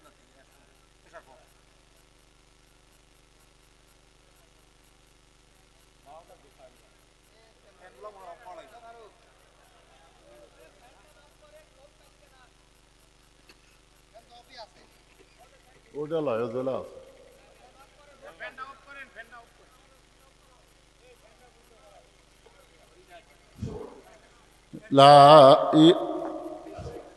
লা ইলাহা ইল্লাল্লাহ। দেখেন একটু অন্ধকার, একটু অন্ধকার আমাদের খারাপ লাগে, তাহলে কবরের মধ্যে যখন যাবো এটা আনা থাকবে? এ কতক্ষণ থাকবে? আল্লাহ রাসূল বলেছেন সর্বশেষে যেই ব্যক্তি মৃত্যুবরণ করবে কবরের অন্ধকার ঘরে তাকে 50,000 বছর থাকা লাগবে। এখন 50,000 বছর অন্ধকার কবরে কেমনে থাকবো? আল্লাহ রাসূল বলেছেন যেই ব্যক্তি দুনিয়াতে আল্লাহর সঙ্গে সম্পর্ক করে কবরে যাবে তার কবরকে আল্লাহ তাআলা জান্নাত বানায়া দিবে। তাহলে এই কোরআনের মাহফিল সম্পর্ক কার সাথে? জোরে বলেন কার সাথে? একটু অন্ধকার হয়েছে আর লাভ দিয়ে উঠছেন। আচ্ছা অন্ধকার আপনি কোথায় যাবেন? বাড়ি যাবেন? অনেক মানুষ বাড়ির যাবার চায় হাসপাতালত যায়, জানেন? অনেক মানুষ বাড়ির যাওয়ার জন্য মোটরসাইকেল ছাড়ছে, ওরে তেমাতার যা পড়ে যায়, ও বাবারে মারে, পরের বাড়ির যাওয়া হয়নি, হাসপাতালে যাওয়া লাগছে। আমার জীবনে বহু দেখছি। তড়িঘড়ি পাড়াপাড়ির দরকার নাই, ওয়াজ শেষ হয়ে গেছে। কারণ 12টা পর্যন্ত আমি ওয়াজ করি, 12টার পর ওয়াজ করি না। কারণ বিজ্ঞাপনে যে তারিখ থাকে এই তারিখ পর্যন্ত আমি ওয়াজ করি, তারিখের পরে ওয়াজ করি না ভাইজান। এই জন্যেই 10টার সময় তুলে দিছে এক টানা। আজকে কোনো আজে বাজে গল্প আছে? আমি অনেক মাহফিলে এদিক সেদিক বহু যুক্তি মুক্তি দিয়ে, কিন্তু আজকে আমি কোনো দিকে যাইনি, এক টানা ওয়াজ করতেছি। এই জন্য যারা দাঁড়াইছেন আল্লাহর রাস্তায় বসেন, সবাই আল্লাহর রাস্তায় বসেন, একটু জিকির করেন লা ইলাহা ইল্লাল্লাহ লা ইলাহা। সাহাবী চোখের পানি বের করে বলতেছে, রাখাল বলতেছে এই জন্যই তো বারান্দায় নামাজ পড়ি, ভিতরে আমি ঢোকার সাহস পাই না, কারণ ভিতরে নবীর দামি দামি সাহাবী। আমি যার সঙ্গে বেয়াদবি করলাম সে সাহাবীর নাম কি? জোরে কন। ওসমান গনি। এই যে আপনারা বললেন ওসমান গনি, এই গনি ডিগ্রিটা এমনি এমনি না। একদিন আল্লাহ রাসূল বলল, ওসমান আল্লাহ তোমাকে কত সম্পদ দিয়েছে ওসমান, তুমি কি তার হিসাব দিবার পারবা? ওসমান বলতেছি ইয়া রাসূলুল্লাহ একটা হিসাব আমার কাছে আছে। বলে কি হিসাব? বলে আল্লাহ আমাকে যত সম্পদ দিছে এই সম্পদ রাখার জন্য যে গুদামগুলো আছে এই গুদামে তালা দিয়া চাবি টানার জন্য একটা উট আছে, এই উটটা চাবি টানতে হিমশিম খেয়ে যায়। আপনার বুঝতে পারলেন না? মানে আল্লাহ আমাকে এত সম্পদ দিছে, সেই সম্পদ যে গুদামে আমি রাখি, এই গুদামে যে তালা দেই, এই তালা দেওয়ার পরে ছোড়ানি চাবি টানতে একটা উট হিমশিম খায়। এখন চিন্তা করেন কত সম্পদ। আল্লাহ রাসূল বলে, ওসমান যে আল্লাহ তোমাকে এত সম্পদ দিছে সে আল্লাহ যদি সম্পদটা ফেরত চায় তুমি কি ফেরত দিবে? যেই বলছে আল্লাহ যদি সম্পদ ফেরত চায় তুমি কি ফেরত দিবা? বলা মাত্রই ওসমান গনি মারছে দৌড়। সাহাবেরা বলছে যে হুজুর দেখলেন আপনি যেই বলছেন সম্পদ আল্লাহ ফেরত দিবা, কি করে দৌড় মারলো? আল্লাহ রাসূল বললেন তদন্ত ছাড়া কোনো কথা বলো না। কিছুক্ষণ পরে ওসমান গনি ওই উটটাকে, যে উটটা চাবি বহন করে, ওই উটের পিঠে চাবি সহ উটটা এনে নবীর হাতে উটের রশি দিয়ে বলতেছে, শুধু গুদাম না, শুধু গুদামের খাদ্য না, শুধু গুদামের তালা না, এই তালা বহনকারী চাবি বহনকারী উটটাও আমি আল্লাহকে দিয়ে দিলাম। সঙ্গে সঙ্গে রাসূল কান্দের বলে, আল্লাহ আল্লাহ, সাহেবে মাত্র ওসমান তার বাহককে সব ফেরত দিছে, এখন আল্লাহ তুমি কি দিবা? আল্লাহ বলতেছে আমার গানি ডিগ্রি আমি ওসমানকে দিয়ে দিলাম। ধরে কোন সুবহানাল্লাহ। রাখাল কান্দের বলে আমি ভিতরের কাউরে চিনি না, কিন্তু ওই পথিক আমার সর্বনাশ করছে। আঙ্গুল দিয়ে ওমর ফারুকের দিকে তাকায় বলতেছে ওই পথিক আমার সর্বনাশ করছে, ওই পথিক আমারে কইছে উমরকে যদি দেখবার চাও তাহলে সামনে কাতারে নামাজ পড়া লাগবে। আমার সারা জীবনের সাধনা একটাবার শুধু হযরত উমরকে আমি দেখতে চাই। এখন উমরকে দেখতে এসে উমরের মেহরাবে যদি আমি ওই পথিককে দেখতে পাই তাহলে তোমরাই বলো আমার লোকমা দেওয়া ছাড়া তো উপায় নাই। আমি আল্লাহ আকবার লোকমা দিয়া ওই পথিককে মেহরাব থেকে সরাই দেব, ওই জায়গায় হযরত উমরকে আমি এক নজর দেখতে চাই। হাজার হাজার সাহাবীরা কান্দে, সমস্ত সাহাবী যখন কাঁদতেছে রাখাল চিল্লায় বলে বারান্দায় নামাজ পড়া ভালো, এ ভিতরে কেন কান্দা কান্দি শুরু হয়ে গেল? ওসমান গনি বলে রাখাল ভাই, ভিতরে কান্দার কারণ হলো তুমি যারে পথিক পথিক বলতেছো তিনি হলেন হযরত উমর। গাছের গোড়া কাটলে গাছটা যেমন ঠাস করে পড়ে যায়, রাখাল তেমনি মেহরাবের মধ্যে পড়ে কাটা মুরগির মতন ছটফট করে আর বলে, ইয়া আমির আল মুমিনিন, আমি আপনাকে তওবা পড়াইছি, আমি আপনাকে মুনাফিক কইছি, আমি আপনাকে ভণ্ড কইছি, অথচ আপনি এই অধম রাখালকে কিছুই বলেন নাই। সঙ্গে সঙ্গে ওমর ফারুক বলতেছেন, আত্তাকুল্লাহ হাক্কা তুকাতিহি ওয়ালা তামুতুন্না ইল্লা ওয়া আনতুম মুসলিমুন। রাখাল রে, তোমার এত কথা হজম করার পিছনে কারণ হলো আমি তোমার ভিতরে আল্লাহর কোরআনের আত্তাকুল্লাহ দেখেছি, আর আত্তাকুল্লাহ দেখার জন্যই আমি এত কিছু হজম করেছি। ভাইজান তুমি আমার বুকে আসো, তোমার কপালে চুমা দিয়ে আমার জীবন আমি ধন্য করতে চাই। এখন আপনাদের কাছে আমার রেজাল্ট হলো এই হাক্কা তুকাতিহি, আত্তাকুল্লাহ হাক্কা তুকাতিহি, আর মুসলমান হয়ে যদি আমরা মরবার চাই, আল্লাহর কোরআনের বিকল্প কোনো রাস্তা, জোরে বলেন বিকল্প কোনো রাস্তা নাই। এই জন্য আমরা বলবো আমরা 54 বছরে সব কিছুই দেখলাম, সব দেখা আমাদের শেষ, একটু আগামীতে আমরা আল্লাহর কোরআন দিয়ে বাংলাদেশ দেখতে চাই। এর নিয়ত করলে কি পাপ হবে? বিএনপি করেন, আওয়ামী লীগ করেন, জাতীয় পার্টি করেন, যে পার্টি করেন, মরে গেলে কিন্তু কোরআন ছাড়া কাম হবে না। ধরে কোন কথা ঠিক কিন্তু মরার পরে কোরআন না লিয়া যেত অবস্থায় কোরআন লিয়া যদি আমরা চলতে পারি, আল্লাহ যেন সে তৌফিক দান করে। আজকের মাহফিলের সম্মানিত প্রধান অতিথি ভাই আমার এসেছেন, উনি আমি ওয়াজ শুরু করার পরেই সাথে সাথে উনি এসেছেন। উনি বলতেছেন আমি কিছু বলবো না। ভাই কিছু বলবে না? কিছুই বলবে না ভাই, কিছুই বলবে না। সভাপতি সাহেব আপনি কিছু বলবেন না? সভাপতি সাহেব কিছু বলবেন? ভাই কিছুই বলবেন না। মুরব্বী আমার মাশাআল্লাহ, দেন হাত দেন। এখন আমরা একটু দোয়া করে দিব। আল্লাহুম্মা আমিন, আল্লাহুম্মা আনতাস সালাম ওয়া মিনকাস সালাম, তাবারাকতা ইয়া যাল জালালি ওয়াল ইকরাম। আচ্ছা, আয় আল্লাহ তাআলা, তোমার এই গ্রামের যুবকেরা কষ্ট করে, প্রবাসীরা কষ্ট করে, মেহনত করে আজকের এই জান্নাতের বাগান লাগাইছে। আল্লাহ মেহেরবানি করে আজকের এই মাহফিল আমাদের সকলের হেদায়েতের জন্যে, নাজাতের জন্যে, জান্নাতের জন্যে কবুল করে নাও। এই মাহফিলের শুরু থেকে শেষ পর্যন্ত যত আলোচনা হয়েছে আল্লাহ, এর মধ্যে যদি কোনো ভুল হয় মাফ করে দাও। এর যা হাদিয়া মঞ্জুর করো সোনার মদিনায় নবী পাকের রওজা মুবারকে আল্লাহ কবুল করে নাও। তামাম আম্বিয়ায়ে কেরাম, আসহাবে কেরাম, আউলিয়ায়ে কেরাম, পীর মাশায়েখ, বুজুর্গানে কেরাম, তাম পৃথিবীর মাটির নিচে যত মুমিন মুমিনা আছে আল্লাহ সকলের আরওয়া ফরেহা দিয়ে কবুল করো। আল্লাহ আমরা যারা হাত তুলেছি আমাদের জনম দুঃখনী মা যাদের কবরে চলে গেছে, যাদের বাবা কবরে গেছে, আল্লাহ মেহেরবানি করে মা বাবা কবর জান্নাতের টুকরা বানিয়ে দাও। আয় আল্লাহ তাআলা আমাদের দাদা দাদি নানান আত্মীয় স্বজন শ্বশুর শাশুড়ি যারা কবরে গেছে মাফ করে দাও।